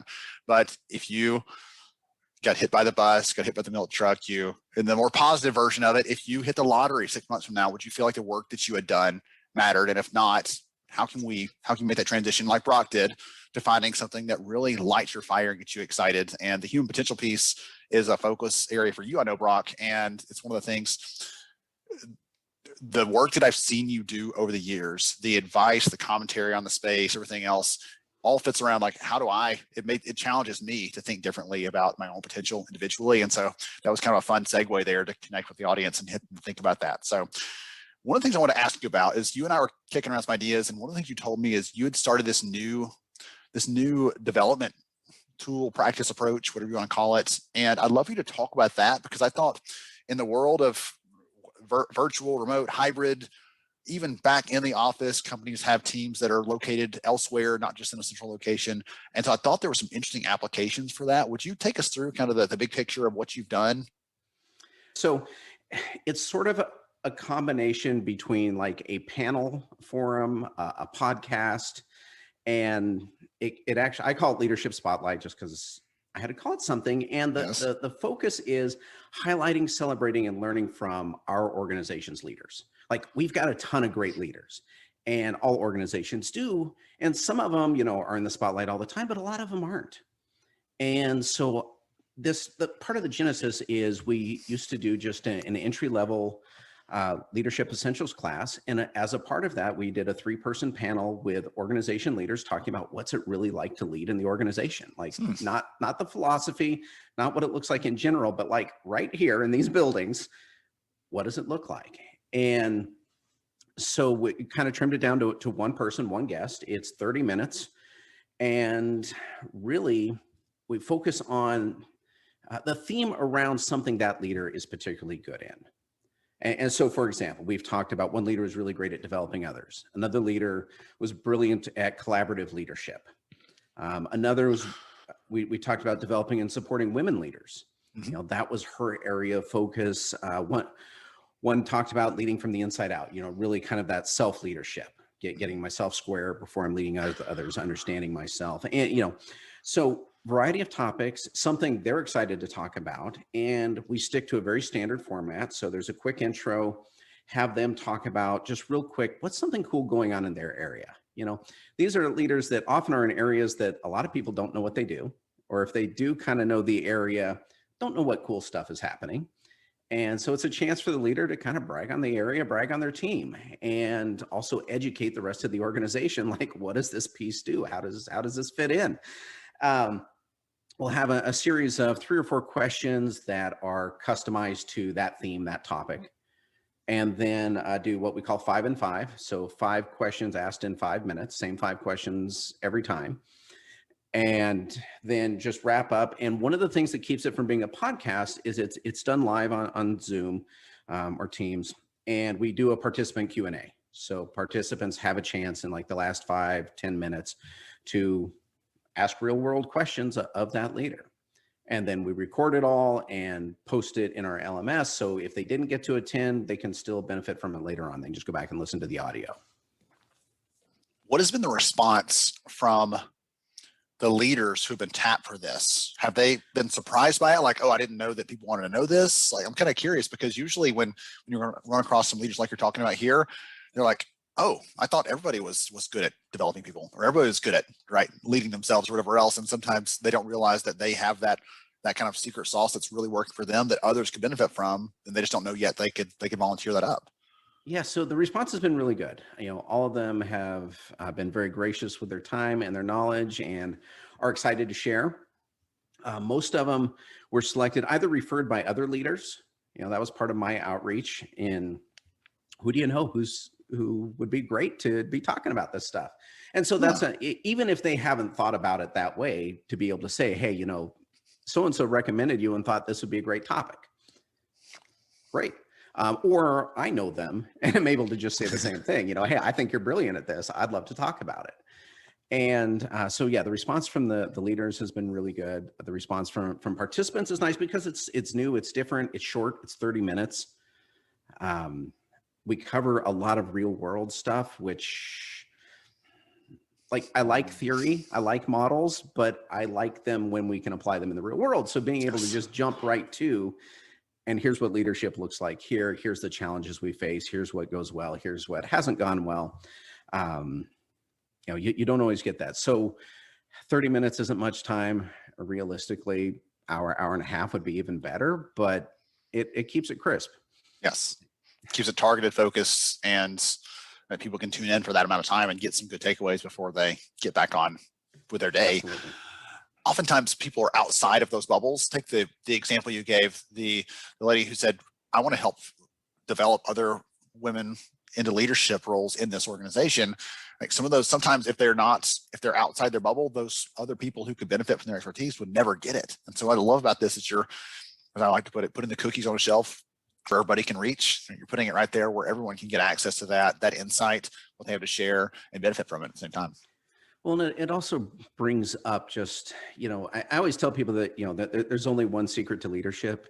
And the secret is there is no secret. Like leadership is, a little corny, I'm but writing this down. Yeah. No, was it one? Was it two? How many? No, anyway. Leadership is on display all the time. Like I think every learning professional has done this exercise where you just have people say, hey, get in mind the best person you ever worked for. Mm-hmm. Write down their characteristics. If you divide a room in half and then the other half of the room does the worst leader they ever worked for, no names mentioned. Hopefully it's a different organization, but what we find, and I've done this with a lot of groups, it's consistent. None of it is mutually exclusive. So like none of the people in the worst leader group are looking over going, oh, well, that one, no, I like that in a leader. No one, it's very, very consistent. Even if people didn't bring it up, everyone looks at it and goes, yeah, I hate that. Yes. So we know what works, we know what doesn't. The challenge is always remembering it in the heat of the moment, filtering it through your own personal style. Because I know I've been blessed to work for some great leaders. And if I imitated them, I would fail horrifically. Like I just can't do their style and they couldn't do my style, but I can learn from them. And I can put that through, kind of the lens, the filter of how I might approach things. Yes. And so being able to see real leaders on display, I think is just so beneficial because people are able to see that, like that's how leadership works. Yes. I'm still thinking back on the exercise on what would I say for all the things that make a great one versus all the things that you're like, well, never again. Let's hope that I don't do those. Let's hope also that I never find another leader like that to work for because they make good stories, but in the heat of the moment, they're not things that we enjoy and appreciate. So for everybody listening into this is a neat approach. And again, it's relatively simple, right? It doesn't take a big production crew and 50 cameras and $10,000 worth of software. You could do this pretty streamlined using, it sounds like, right, a camera or Zoom, or a little bit of planning and prep. What else is kind of involved in this if someone is listening to this and wants to kind of take action on it too? Yeah. So, okay. So I've got podcast experience that helped. That let me know that this is easy to do. I know how to do it. It doesn't really take particular skills. If you can operate Zoom, if you can operate Teams, great. You hit record. Remember to hit record because I have forgotten before. Yes. Been halfway through a really great conversation. And yeah, anyway, remember to hit record. And, so then I'll take that, I'll record it, download the audio file. I don't use the video. And then run it through some editing software. I use really super simple editing software. And actually, most of it is just kind of clearing any kind of weird gaps out. So it's very, very light editing at most. You actually don't need to, because for the most part, you're just having a conversation and everyone's okay with the ums and uhs and all that. So if you've got it, great. Don't feel like you have to go out and become a pro at Audacity or anything. Like I say, I use very simple software. And then I run it through Headliner, which is free. And basically just so that I can put a photo in front of their audio. Okay. So when they're listening to it, because we're not hosting it on a podcast, we are hosting it in our LMS. And so when they open it up, the video that plays is, the person's picture and a nice title and that, and like the little sound waves, and then it's just the audio running. So do you need to do all that? No, it's free. It's easy. It takes time. In fact, that's kind of been the biggest thing for me is I forget how much time it takes. Like, it's a half-hour conversation. Yeah.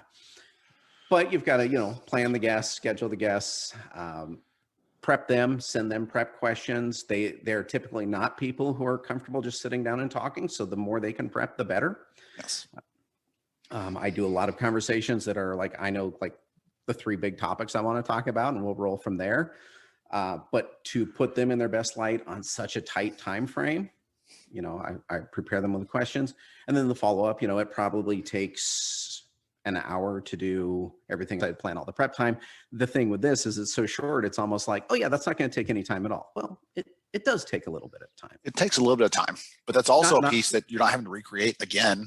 If you plan a live class and have that leader come in, and next week you do another live class and have that leader come in again, right? At some point they're going to stop saying yes to those invites. And so getting the best they have to offer, like you're talking about the prep piece, I found that really allows you not just to have them there as a voice filling an empty chair, but we're going to get the very best that Brock or Sylvia or Marie or whoever else, like the best they have to offer in this time slot. And then a year from now, when someone new is coming in and they're excited about working here and they're excited about what it takes to be a great leader, I can point them to 2 or 3 of those conversations and get them connected back in. And they, as long as it's not, here's how to be a great leader this week, and there's nothing very, very timely there, it can be evergreen. And that value continues to add over time. And that's a great point. And we're not there yet. This is still fairly new, but at one point we will have a catalog of topics, of, half-hour topics. Not even that. If you skip the intro and skip the at the end, you can get to the meat of it pretty quick. Well, that's why I like the story so much. I think things like that, we sometimes want to make it big and hard and like so complex to say we've got to train our people and we've got to educate them, we've got to do all these things. And there are relatively simple kinds of approaches here, right? This one does take time, it does take effort, it does take some planning, but it is one of those things you do it once and you can reap the benefits of it over and over and over again every time someone comes in and is able to consume that. So that's what I like about this long term, is there's legs on it there. I'm a fan of not doing something 50 times so I don't have to. But in HR, we're always the ones to say, yeah, I'll just do that again, right? I'll just take the brunt of that. I'll just, whatever grunt work, just pass that my way. No one else wants it. We'll just accept that. And we can have a whole argument about that another day, because that'll probably get you all fired up. We just do, that's the way we do, right? Is we'll just take the burden on ourselves. And if we can do something like this, where it's working smarter, not harder, doing it one time and being able to benefit other people at strategic moments, whether it's, hey, we've got a new group of leaders stepping into succession, kind of session planning, we're going to say, okay, you got to listen to these things in this order to unlock the next step. Or we've got new joiners who are coming in at leadership positions. We're going to say, okay, you want to be a great leader here, we're going to give you the greatest hits playlist, right? Cue it up on, say Spotify, like whatever, but we're going to use these at different moments and reuse it over and over again, because if the people really do have insights, and I know you believe that the people you're interviewing have good ideas to share, and I believe they have good ideas to share, then we should look for ways to plug those in wherever we can, so everybody can benefit from them. So I'm all pumped about what you're doing. Anyway, if you can't tell, it's cool because like this doesn't replace all learning and development, but it is a piece. It is another way that meets the learners where they are. So we've built it to be short. We've built it so that people are wanting more. And we've also built it so that it works really, really well on Zoom or Teams or whatever. We could go in another direction, but we are coming close on the time. And I was actually going to let you give everybody a chance to, obviously Brock is here. He's in the comments, connect with him there on LinkedIn. But is there another place if you wanted them to connect with you or follow you, or you want them to say something if they try to connect you on LinkedIn? Like, any other preferences there before we just let them blindly go out there and try to do the mad rush and reach out? LinkedIn is perfect. That's great. Connect with me there. Yeah. Okay, perfect. Well, I really appreciate you sharing. Again, we've been getting a lot of aspirational, encouraging, inspirational kinds of stuff throughout this. And I almost asked you to do that because you get me fired up. I know you can get some others fired up, but I just love this idea of let's give you a direction to point all this energy we're giving you with this event. And here's an example of something you can go and do.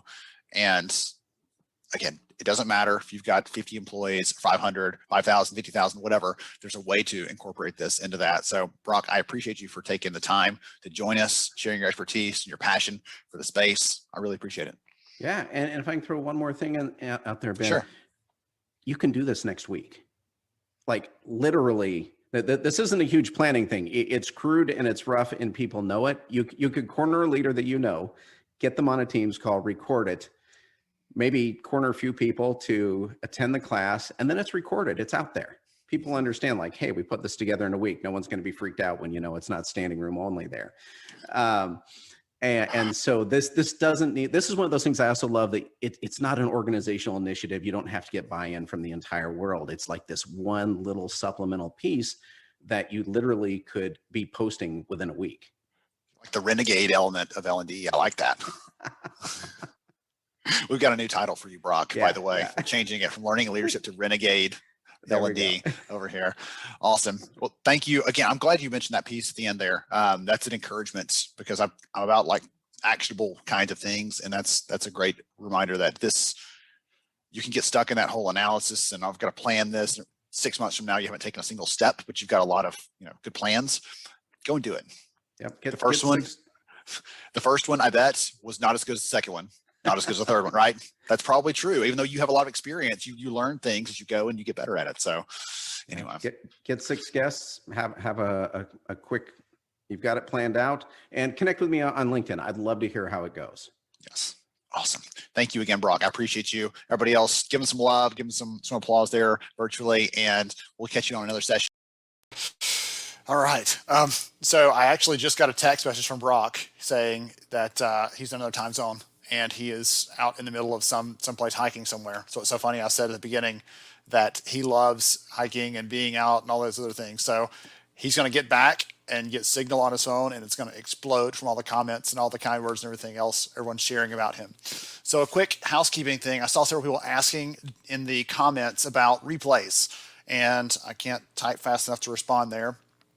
But we are going all the sessions this week. If you watched it live, that same link takes you right back to the replay. And what's fun is if you didn't see it live and you're coming back and you want to watch the content after the fact, welcome. We're glad to have you. But you actually, as you're watching it, if you watch it on LinkedIn, you actually see the comments coming in just like they did when it was live. So if Kenny says something inspiring and encouraging, you can say something to him. If you love seeing George break out his dancing shoes on day one, yes, don't miss that. You can comment at George in the comments. So don't you worry, all those things are going to be there. And after the event is over, we also make those are available freely for as long as you want. If you enjoy this and you weren't here last year, if you're a freshman, then you can actually see all of last year's are still out there and still available. So same kind of thing, a lot more content last year, but still the same kind of inspiration and encouragement and amazing feedback from the audience. Okay, so we are going to go into our next discussion. We have 2 more conversations before we wrap up summer school. The next conversation is with Dr. Javeso Cook. And last year he was not a doctor. Last year he was not a lieutenant colonel.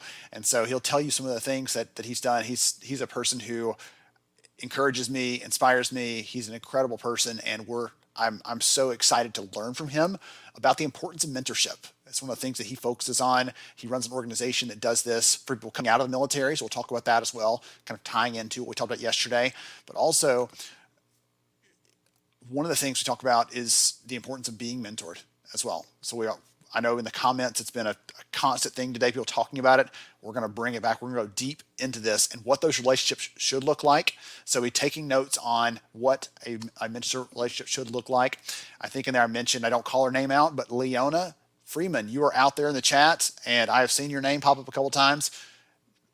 Everyone, I'm part of a mentoring group this year, and Leona is actually in the group, and she's been in HR for several years. She's one of those people that fell into it, and she is incredible.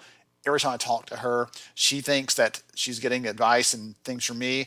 I'm getting inspired having the chance to engage with her. So Leona Freeman, reach out, connect with her, tell her that you love her because she's in the summer school community, and she also is connected to me, one of the few local people that I know who's here this week. So without any further ado, let's jump into Dr. Javeso, or Chevy. He'll take either one. Chevy Cook, we're going to hear from him on mentorship.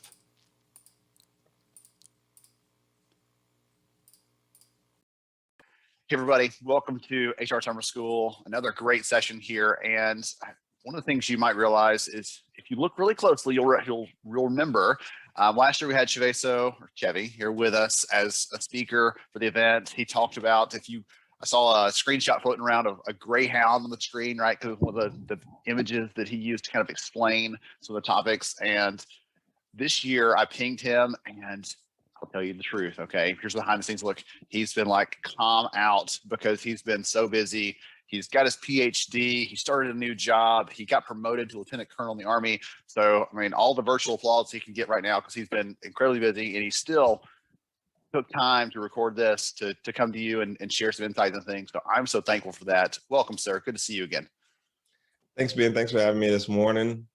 Early morning for you. Yes. Still a little bit early for me, but I'm in the Army, so it's not really early. If there's no sun out, it's just the right time. That's kind of how it goes in our household. So, Oh yeah. oh goodness. Before we dive into some of the conversation, we're going to talk about mentoring. By the way, we're going to dive into those things. So I see you as an expert there. Not only do you know about it, do you care about it, you talk about it, but you also have started a foundation that focuses on that. So let's take a minute or so and give the audience a little about who you are and what you do. All right. So as he said, I am an Army officer. I have been, as of June 1st, actually 18 years in service. The vast majority of that, about 13 now, have been in the special operations community. I got the blessing for the last couple of years to get a PhD to give me some time off to go, rack my brain in a school, in a classroom.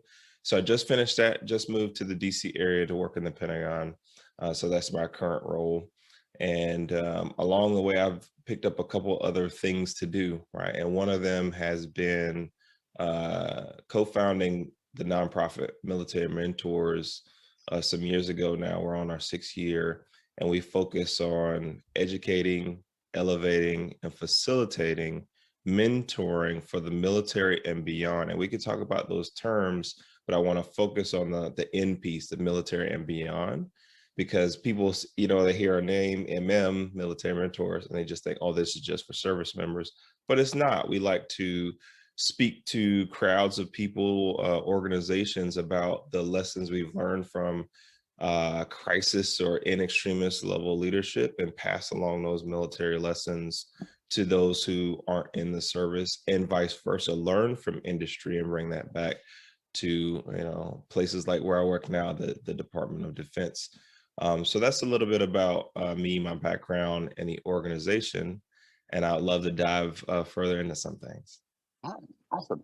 So I think I'd like to just kind of start off by setting the playing field a little bit and talk about how would you define mentoring? Because people use it like they use it interchangeably with coaching, or they use it with, just kind of in general leadership. They're also a mentor for me, but they use it kind of informally. I'd love for you to give us kind of a definition that we can rest on for what a mentor is. So there's a lot of ways this can be defined. You're absolutely right. I joke when I hear talks, when we talk about leadership, like, there's a definition for leadership for every single person on the planet, right? And you could find the same thing in mentoring if leadership is that overall bucket, that mentoring will, I believe, fall up under it. So there's a lot of definitions to mentoring, but one I like to fall on that I'll paraphrase is the idea of it has a couple of ideas in it that we can come back to if we need to. So mentoring is a long-term reciprocal relationship where the focus of the relationship is on the exponential growth of the mentee. So there's a couple pieces there, right? Long-term, reciprocal, and it's an asymmetric relationship. So it's focused on the learning of the mentee. Now, while the mentor will learn, the majority of the learning and the learning orientation should be toward the mentee. That's what I would go with. Okay, excellent. I had forgotten when we decided to talk about this that my mentee might be listening into this, actually, the session today. I am part of a local mentoring group this year that pairs up someone who's been in the field of HR for a long time with someone who has either just getting in or about to get in, or just a couple of years of experience trying to expand their horizons and stuff. And so some of those kind of terms you're using there, the long-term piece, right? That's the thing that extends over the course of an entire year. It's not a one-time lunch and we're done. It is very much asymmetric, lots of questions coming this way and lots of opportunity for me to share back. But at the same time, I'm getting something out of that, even if it feels for her probably that is one way. I'm getting something out of that, which is a ton of fun. So I had forgotten about that until you started sharing some of those different aspects of it and what it looks like.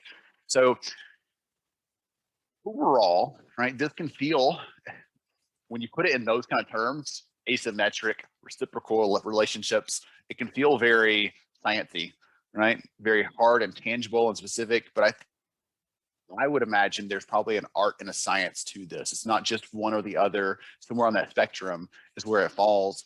Can you talk about those aspects of it? Because I think, again, if someone just heard the definition and they cut off the conversation today and walked away, they'd go out there with a formula, right, or a calculator trying to figure out how to make this mentoring relationship work. And I feel like that would be a miss. So talk about some of the other dynamics in those relationships. Okay. So some more of the science to think about is that we'll talk about the art a little, that will lead us into the art is there's 40, 50 years of research out there. Is a lot of it centers around Kathy Cram's work in the 80s. She has a book called Mentoring at Work, and she's, if you would, the matriarch of mentorship. She's a Boston University professor. And she, her seminal work is on organizational level mentoring. So what it looks like to mentor people in a professional space. And one of the important things about the science is she talks about breaking out two functions. So the career function and the psychosocial function of mentoring. You would start most relationships, especially in the professional realm, they start in the career side of things, where it's, what you think it is. It's the functions around advocating for a person, sponsoring them, getting them to where they need to be talking about things that are in the career field and advocating. The other part, though, is it should swing toward the psychosocial function, which is all the aspects that you think about when it comes to emotional well-being, self-awareness, and those kind of aspects. So a piece of the science is, if you're just in one bucket, you need to make sure that you're focusing on the other. And I would reference that work if you wanted to figure out a little bit more there. But the psychosocial function starts talking about the art in a way. If you really think about it, there's a feel to it, right? I need time to get ready and get used to being around people, and get used to, how I interact with people, how I interact with my mentees, how I tell stories, how I use emotional intelligence, how I relate to people. That's on the art side, right? You can read all of Kathy Cram's work. You can have there's books by Wendy Axelrod and all kinds of other things about about mentoring. And some of them are very step oriented, like do this first, and then you got to go through these phases or these 10 steps. But if you can never sit down with a person, have a cup of coffee, some tea, beer, whatever maybe you're choosing, and just kind of chew the fat, if you will, understand, how to just love on somebody and want them to grow, then you'll miss the boat in many ways. And the art involves a lot of things like story. How do you tell your own story? How are you gonna help somebody build their story or understand their story if you don't even know your own? Right? A lot of the art is around purpose too. It's hard to help somebody else find their purpose, different than passion. And we can maybe talk about that too. If you don't know your own purpose, that's for me, the art side of it. And there's something about the art to me that's very different than the science. The science, one thing I learned earning a PhD is I don't know everything. Right? You can get really deep in one topic, but you find out how much you really don't know even about that one topic. So the science will take time, right? But you can get it. You can reference it. You can go to it. The art, however, you simply need time. There's no such thing as, I kind of got this thing down in 2 weeks or six months. The art takes time with interacting with others and building others up, and over time figuring out from a lot of different lenses what it means to interact with people of different backgrounds, cultures, career fields. So you know what it looks like to really try to invest in another person and pour your all into them. So that takes time for sure. I think there's a parallel there between knowing something about a subject matter area, which you said, right? One of my favorite quotes, I might probably use it last year for a conversation with someone else, but Neil deGrasse Tyson says, as the area of my knowledge grows, so does the perimeter of my ignorance, right? The more you know, the more you realize, yeah. wow, I don't know very much. Right. And so I think that matters for a subject area, but it also matters in the people side, right? The art side of that relationship with someone else. The more you get to know them, you're like, oh wow, there was this whole other facet that I had no idea, right? Maybe Chevy is secretly a closet sculptor or something. Like I just didn't know until we Right. spent some more time together. Yeah. And I don't know if that's it necessarily, but anyway, but you start finding out those things. I think that's a great parallel there, because the more time you spend, it is really an investment. It does not the thing you can casually fly by and develop this deep, meaningful relationship that matters, right? That actually leads to growth of someone else, that leads to support that someone needs, all those kinds of things you're looking for in that relationship. It's not a flyby, it's not a happenstance kind of thing, right? Yes, and I like to when I talk about both the art and the science, I like to make use a metaphor with it, and the metaphor is gardening, right? Like I grew up in South Carolina. We had a dirt basketball court that today is a garden. And so my mom saw that, like us tilling the soil with our feet for years and putting that orange bowel on it, like preparing the soil. So she turned it into a garden. I've watched her over years grow a variety of things. But there's some consistency regardless of what you're gardening, right? There's a science side of it, right? There's the whether you want to use pesticides or not. There's water that has to go in the soil. Yep. There's photosynthesis that has to happen, right? And you got to pay attention to all that stuff. Is there a tree that's above my garden that's kind of blocking the sun? Do I want to clip some of those hedges? And then all the other stuff that goes with it as well. But there's an art to it too, right? Like she just knows things about cucumbers and tomatoes that she just knows from being down there on her knees tilling the soil. I want to keep these bugs in. Oh, these bugs got to go out. I got to clip this little dead piece off, and this tomato plant actually needs something. It's a vine, so it needs to grow up something. So I have to have a piece there. Like there's a lot of different things. And the other piece of it is you don't know what it's going to look like at the end. She doesn't know whether she's going to have prize-winning tomatoes or not when she puts a seed in. She knows the seed though, right? The seed is a tomato. So I put that in, and I don't know how big they're going to be or how juicy they're going to be, but I can do all the things science-wise and all the things art-wise to maximize my garden. And I have to wait a season. They don't sprout up overnight, right? So I got to take the time and invest and nurture the soil and do all of these little things. And over time, I get to be a little bit better with my green thumb. So it's constant gardening in a lot of ways, this idea of mentoring, and it's got to be, all of it. It's got to be the art and the science and just learning down there, tilling the soil. Hearing you talk through that so specifically, I need to invite her down. I planted a garden for the first time last year because I wasn't traveling. In 7 years, for the first time, I stayed home in the spring. So let's plant a garden. And I realized it's not just putting something in there and waiting.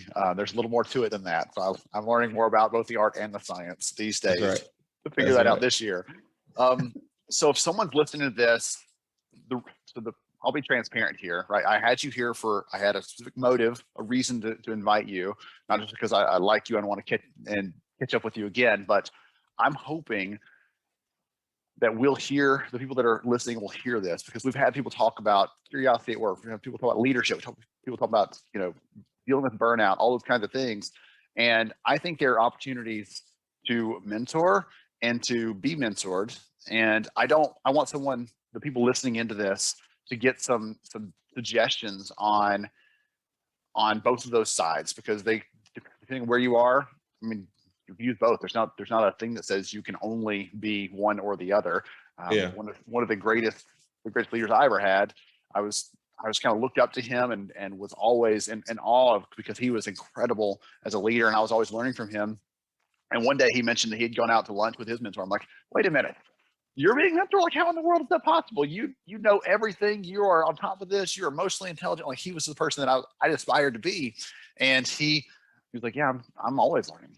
Goodness gracious. So for people that are listening into this, let's start with one of those. Let's say if someone needs a mentor, any advice for them on what to expect out of that, or ground rules? I don't know. Even it's such a broad topic. We spent an hour just on that, and I know we've got about 5, 6, 7 minutes left. So a couple minutes on this, then we'll flip it for a couple minutes on how to be a mentor and some advice on that one, if you don't mind.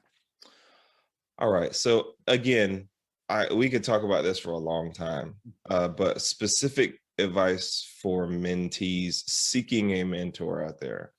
First of all, look close. All right. A lot of times we're like looking through LinkedIn profiles and, looking at the CEO, the corporate structure, and I'm looking at the COO or the CFO in my organization. I'm seeking those folks out. Look close. They could be in the cubicle next to you. There could be a person, an old teacher that's just kind of been in your life a long time. There could be a neighbor that is not even in your career field, but gives sage advice and has always kind of had your back and been in your corner. So my first piece of advice is, if you want a mentor, look close. You don't have, sometimes with this stuff, you don't have to look far. Just look for who already is investing in your life and professionalize it. Make it put a little bit more science to it, and ask more specific questions. So look close would be my first piece of advice. The second piece there is lead yourself first. There's a great book by Mike Irwin and Raymond Kethledge called Lead Yourself First. And it's about knowing who you are, right? Know that and seek self-improvement. That's like a Socrates thing or something. It's been so old. But I'm joking a little bit, but there's some importance there.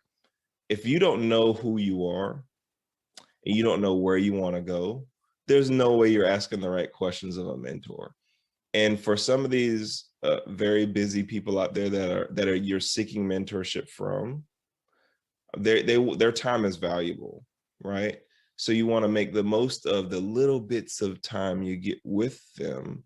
And the way to maximize that is knowing what questions to ask, knowing where you're going. What's the Stephen quote? He's one of his 7.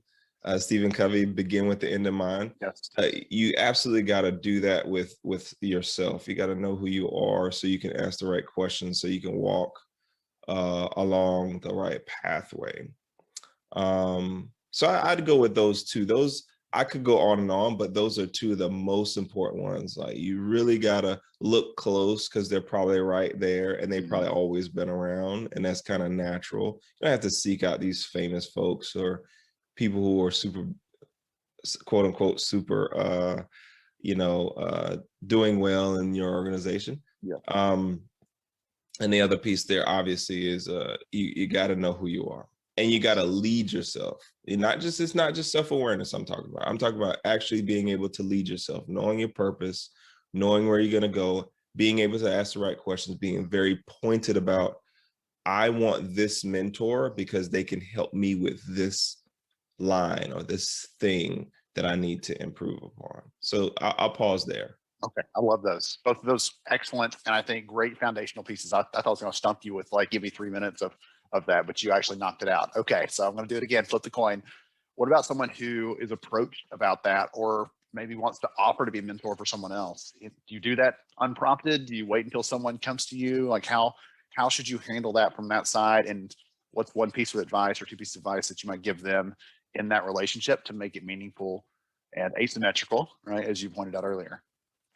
So I think on the other side of the coin, right, for the mentor, those same things apply still. Those 2 I just gave, So that's a little like a little tweak there that I would like to throw in there. Some people think, oh, those are just for men. No, those are for you mentors out there as well. But to give you maybe one or two things just for mentoring. One, seek difference. Okay. If you are only mentoring the folks who look like you, who are in your career field, who are gonna be you in the future, I think you're doing yourself and them, and in the grand scheme of things, our society, a disservice. And I want to punch on this point a little bit hard. Okay. Good. Cloning was bad in the Star Wars, so cloning is thusly bad here too in real life. All right.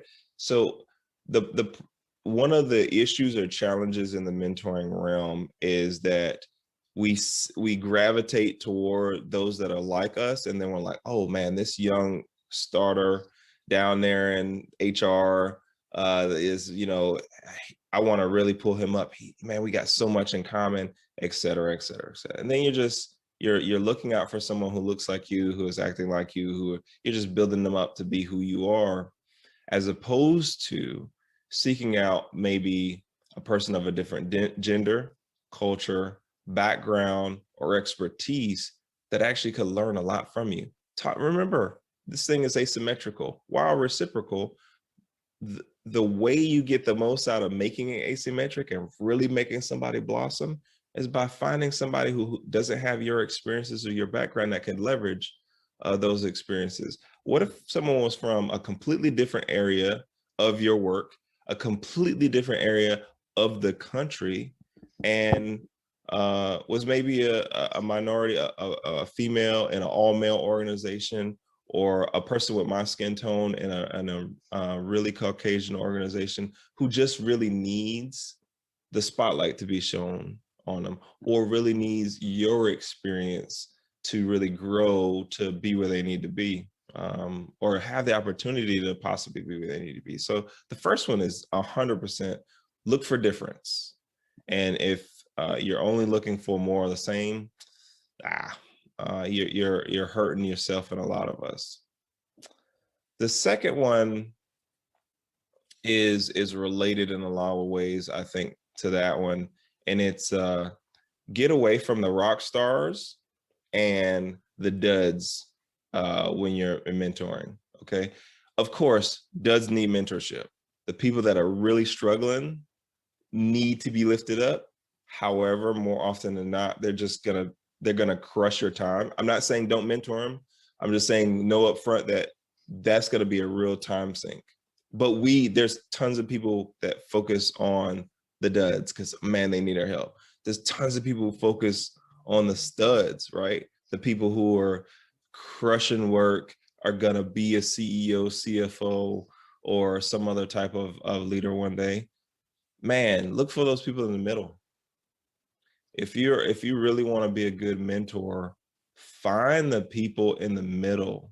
Find the people who are just, you know, if they just got a little bit of help, or, you know, had some advice from somebody in your position, and understood what it took to get to the next level, we could really transform our organizations, right? We focus, especially in the military, as to use a military example, the people who are getting in trouble, getting DUIs, or we want to kick out a service, man, we spend a lot of time on that bottom 10%. Or the people who are going to be, you know, a general one day, that top 10%, we really focus hard there too, because we want to make sure they're getting all the right jobs and stuff, man. Think about that 80% in the middle. Think about how important it is to reach out to those people and bring them up. So my two pieces of advice are: one, look for difference, mentor across difference. And two, what are you doing about the 80%? If you're going to really transform your organization, your life, find the people in the middle. Stop looking for rock stars or studs and duds alone. I love both of those. And I'm so glad you brought look for difference in there, because I'm kind of layering these in my head, you know, all the different look close, seek a difference, like those kinds of things. That doesn't require some big fancy model. That doesn't require you to memorize any sort of mentoring acronyms or anything else. It's just look for these 2 or 3 filters and go and be kind to somebody. You used the word love earlier, right? Go love on somebody. Give them some of your time. There's no better way to show them that you care than to give them a little bit of your time and see where that goes. If they want that, if they accept that, if they appreciate that, then you can continue. If they thanks but no thanks, then that's fine. There's somebody else that is willing to accept that. That's willing to continue that conversation, that relationship. So this has been so insightful. I appreciate you, not just because you're whip smart, because you absolutely are, but because you so thoughtful with your words and the way that you put them. And there's not been a conversation that you and I've ever had where I haven't walked away knowing more than I did when I sat down. So I appreciate you for hanging out with us. If someone wants more Chevy, if they want to know more about what you're doing, want to connect with you on LinkedIn, obviously you can connect, reach right over there. I will make sure his LinkedIn profile is in the show notes here. But if anybody else wants to connect with you, any other advice or connect with Military Mentors even? Yeah, so I'm sure he'll have the stuff in the show notes for my contact information. But the interesting thing is I'm the only Chaveso cook on the planet. So if you can spell my name and look me up on Google, that's me. And you can find a number of resources there. You can find maybe other podcasts and publications and things like that. So you can just ready-made grab the resources. You can find us on Military Mentors, all one word. We don't spell it a funky way. It's just militarymentors.org. So that's our landing page, our website, and we're on all social media platforms. So you can find us on, well, the ones that we use, because we're not on like TikTok and stuff like that. So you can find us on LinkedIn, Facebook, Twitter, and Instagram as well. And you can find, if you get to our webpage and find us on the About Us section, you'll find many of our team also on LinkedIn. I would encourage you to connect with my teammates as well, because we all bring different things to the table and we all have different levels of expertise and background and experiences when it comes to this mentoring stuff. And if you want us to come to your organization or do something from a distance with your organization, we'd be glad to do so. Again, we don't just work with military formations and organizations. We would love to work with your space. And if you need me specifically, I'm amenable to that as well. Ben will tell you, we met some years ago, been connected since. And I'm one of those people, if I promise to give you some of my time, I'm definitely gonna give it to you. We will find a way to make it happen. So thank you again, sir. I appreciate you for what you've done. Congratulations again on all of your amazing success, continued good work in the space. Everybody else, hang tight for another session of HR Summer School coming right up. Wow, he is a wealth of knowledge, as you can tell. And I said in there that he chooses his words very carefully, very thoughtfully. And that's one of the, goodness. He reminds me, he and George Rogers are both of those, they speak so eloquently. And I'm like, man, I want to take a little piece of that, because they're so well, whether it's being able to, George can spit out an acronym or he can rhyme something that's incredible. I'm like, and I work so hard at it and can't quite get up to their level. So incredible. We have one last conversation coming today. I had a chance to talk with Eric Gershaw. We're going to talk about networking for life. We're going to talk about the impact of networking and community around us. And it was such a great way to feed from this morning's discussion with George on the importance of community, having people around you when you feel like things are not going well, all is lost. You feel all alone in some of those moments in work and life, everything else. And so I wanted Eric to come and talk about community, because that's what he does. He and the HR Hot Seat community, I've seen them kind of representing in the chat this week. They're doing some great things with that. And I wanted to talk with Eric and have him share about that community. One other thing before we jump to that, I don't want to forget it at the very end. We have people that have been talking about all day long, like this mentoring idea, wanting to be connected. If you're interested in that, put HRSS mentor, whatever the hashtag is, someone post that again, right in there. If you're interested in being a mentor or a mentee, you want support, you want to help, whichever one or both, post that in the chat so that we can come back to that afterwards. We can do a quick search and filter by those people that have done that. I'm really hoping that LinkedIn will support that. And we'll come back to you with some ideas to make that possible, to make that hopefully practical and make it actionable, because that's one of the things we're always looking for, is how to bring you the things you need to do and be the best that you can be. All right. So all that said, let's come in with our last conversation of the event before we have our wrap up and some of I've been holding the big announcement for the very end. So, and goodness, we might even have some more surprise guests. Who knows? So we're going to wrap up at the very end. Stay tuned. Last conversation with Eric Gershot coming up right now. Hey everyone, this has been so much fun this week. I know you've enjoyed the conversations immensely, and we have one last discussion here. When I was thinking about how to wrap the events, one of the things that I wanted to do is to give you some ideas on what to do next, what to think about, how to take this and make it actionable. And so I think we're going to get some good insights. No, I know we're going to get some good insights out of this part of the conversation. We have Eric Gershot here with us from HR Hot Seat and Harmony Insights. And I don't know how many hats you wear, Eric. So welcome, sir. Glad to have you. Thank you. I appreciate it. All right. So I want to talk to you about community. That's one of the things that you and I spend a lot of time thinking about, a lot of time working on. And so before I ask you some of the nuts and bolts questions, and we talk about some of the bigger picture things behind that, what is a word you would use to describe community? I'm going to go with the first one that came to mind, which is inclusive. Okay. And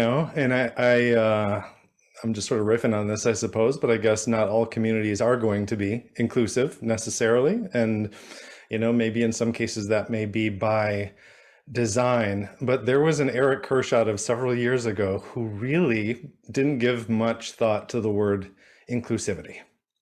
I was happy to be where I was and to be a part of the things that I was a part of. And I didn't really give much thought to the people who weren't in the room, the people who weren't given a chance to be in the room. And as I'm building community these days, having those communities be inclusive is something that I just value more than I ever thought that I might. I love that. I couldn't think of a single word. Right? The first thing that popped in my head was psychological safety, because we had that conversation earlier this week with another speaker. But just the ability to come here and I can be who I am. Right? It's not that I'm going to always stay that way, but I can come here and just admit, like, this is what I know, this is what I don't know, and together we can help each other figure out where we need to go. Right? As a community, as a group, as a like a movement almost, right? How do we come together and do that? So it excites me to talk about the idea of community. So for the audience that does not know, I saw actually several people this week that said, HR Hot Seat Chicago, like they were from home base there. Give us a little snippet on what HR Hot Seat is, because I'm willing to bet that many of the audience haven't yet had the pleasure of understanding or learning about it, and I want to make sure they get that insight. HR Hot Seat is what we call an inclusive mastermind community. See, I appreciate inclusivity so much. It's actually in the title of our tagline. Yeah. Yeah, right. An inclusive mastermind community, which means that we practice mastermind style problem solving. I mean, that is the crux of what we're doing. I think you can go anywhere to soak up information, and sort of roundtable conversations where ideas are bat around at a pretty high level. And what we're doing is we're helping very specific members of our community solve very specific challenges that they're bringing to the group for peer-oriented advice. I'm big on saying that everybody who shows up brings very or equally valuable expertise and experience and perspective. And I think there's a place for the speakers, the presenters, the subject matter experts, the panels. I've been a part of all of those, and we've seen a number of them this week at HR Summer School. But you and I both, I think, appreciate the value of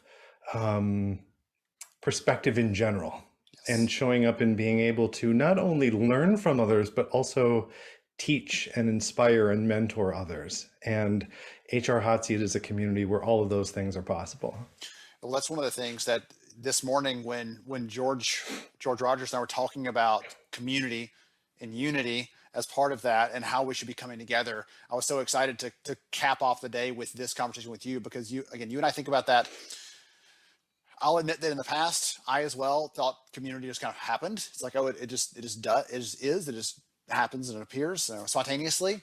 But over time, I've realized, no, it's, if you want a vibrant and thriving community where people can show up, it's inclusive. People can be themselves. They can feel free and open to ask questions, and they can feel like they're part of something, and they are not just lost in the crowd, but that their voice is heard and matters. That requires specific effort, and that's what so excited me when you and I had the chance to connect virtually in the last couple of months and just chat and get to know each other a little better, and understand about what you're doing there, because it excited me. That's the vision that I have for summer school, transparently. I don't think you and I've talked about this. The vision that I had was, like, I want it to be a place where people can come, and I don't want there to be any barriers or anything else. That's why it's the easiest event in the world to actually get into. It's just like, click on the live stream and there you are. Right? You don't have to register to even be here. You just show up. We just want you to hear this. We want you to participate in this. We want you to get something out of it and hopefully take something away from it. And that excited me, because you have the same approach. Like, every person that shows up, I've been able to do one of the virtual hot seat sessions, and everybody that shows up is welcomed, is appreciated, has a voice, can chime in. And that's not the case with a lot of other events. There's nothing wrong with showing up and getting your content and going home. We need that. There are places for that. There are opportunities for that. But places where we can come and we can speak up and we can feel like we're actually a contributing part of something bigger, that really just excites me on a lot of levels. And I think that I want to make sure you get credit for this as well, because HR Summer School is doing this so well this week. It's one thing to say you're inclusive. It's one thing to say, come one, come all, I'm making it easy for you to sign up. And it's another thing to demonstrate that inclusivity and engagement. And I mean, the chat this week has just been extraordinary. The way that people are contributing, that they're talking each other up, they're celebrating one another, they're celebrating your guests that you've had on. The sponsors that you've had have shown up to educate and to serve instead of to pitch. That's so big for me in the HR hot seat community. You know, we call ourselves a non-commercial professional networking community. And people say, well, how can you be non-commercial and still have sponsors? I think you and I both have hand-selected partners for what we're doing. They're going to show up and educate and serve and not pitch. And as somebody who identifies certainly with being on the introverted side of things, you know, there was a time when I was bouncing around to different events and organizations, and I didn't feel like I could really connect meaningfully with people. You know, I felt like I had, you know, maybe service providers breathing down my neck, or, you know, somebody showing up with a particular angle. And I appreciated their enthusiasm, but I really wanted to feel as though I didn't have to worry about those things, that I could connect meaningfully with whomever was in the room, regardless of what label they wore at the time. And HR Hot Seat really values that meaningful connection, and it's all over HR Summer School this week. I appreciate that. I'm not good at receiving compliments. That's I got to see an amazing comedian a few years ago, Michael Jr., and he talks about how as in general, he was speaking at a men's conference, like, as men, we're great at, like, giving compliments. When someone gives someone, you're like, deflect, avoid, you know, don't let that come in. Right. And so I've been working on that ever since hearing him talk about that. Like, I appreciate that very much. It is something that's, it's something that I hold dear and I appreciate and do not take lightly. So thank you for that. Especially, again, coming from someone that I greatly respect for the work that you've done with the community as well. So I'm gonna interrupt you to say one more thing. Yeah, so I don't know, this could up the blush factor, but it's so central to our conversation, right? So if we want to be inclusive with community and bring people together and allow them and encourage them to be vulnerable and be themselves, and to admit that we don't have everything polished. You don't have to show up to our events polished. You know, you can show up and say the work of HR is hard, it's difficult, and I'm not sure I'm on top of my game today. You know, not only is that allowed, but it's encouraged. You've had a number of guests talk about their whole selves, bringing their whole selves to work. And you, again, as a host, are demonstrating this. I think it was yesterday, at some point yesterday, you were talking about, you had George, and I made notes here. You had George and who was George and Greg on, and you said yesterday morning, I think you said, look, you know, I'm not always the best at delegating. It's hard for me to sort of do this and hand something off.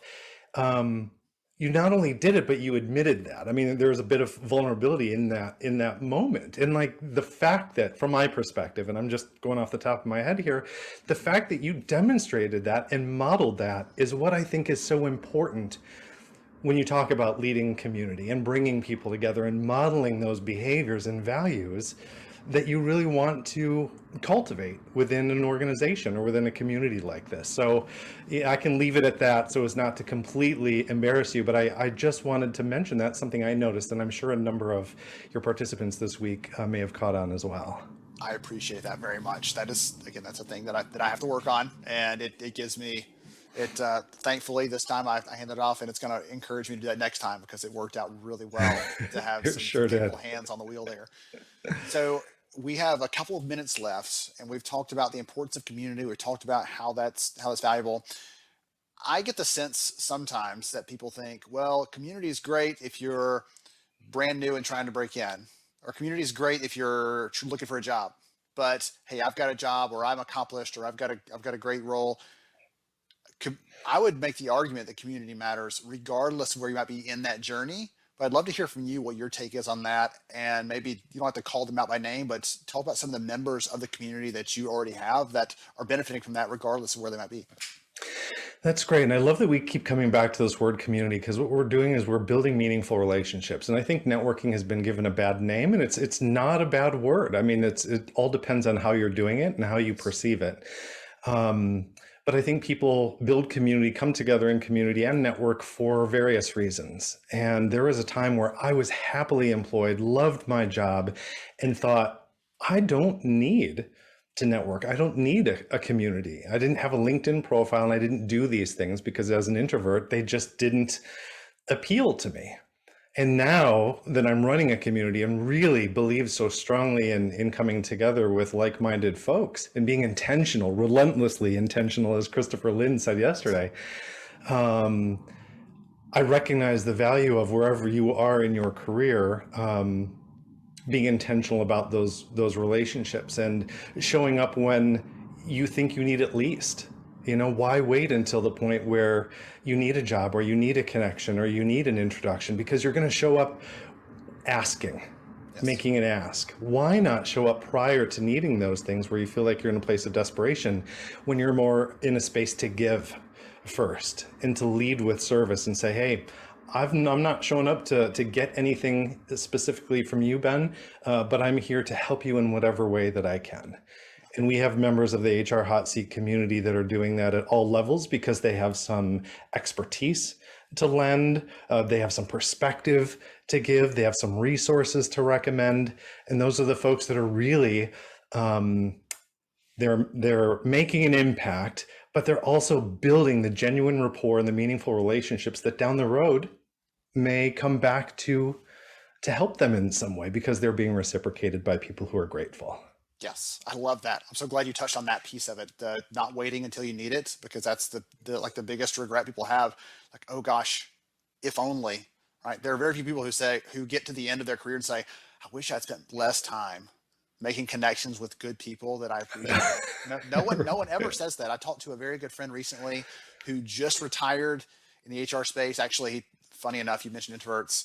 He used to write a blog called The HR Introvert years ago, and he retired from Kimberly-Clark as an OD leader. And I was talking to him about looking back over your legacy, the years that you served in the HR world. What's the thing you're most proud of?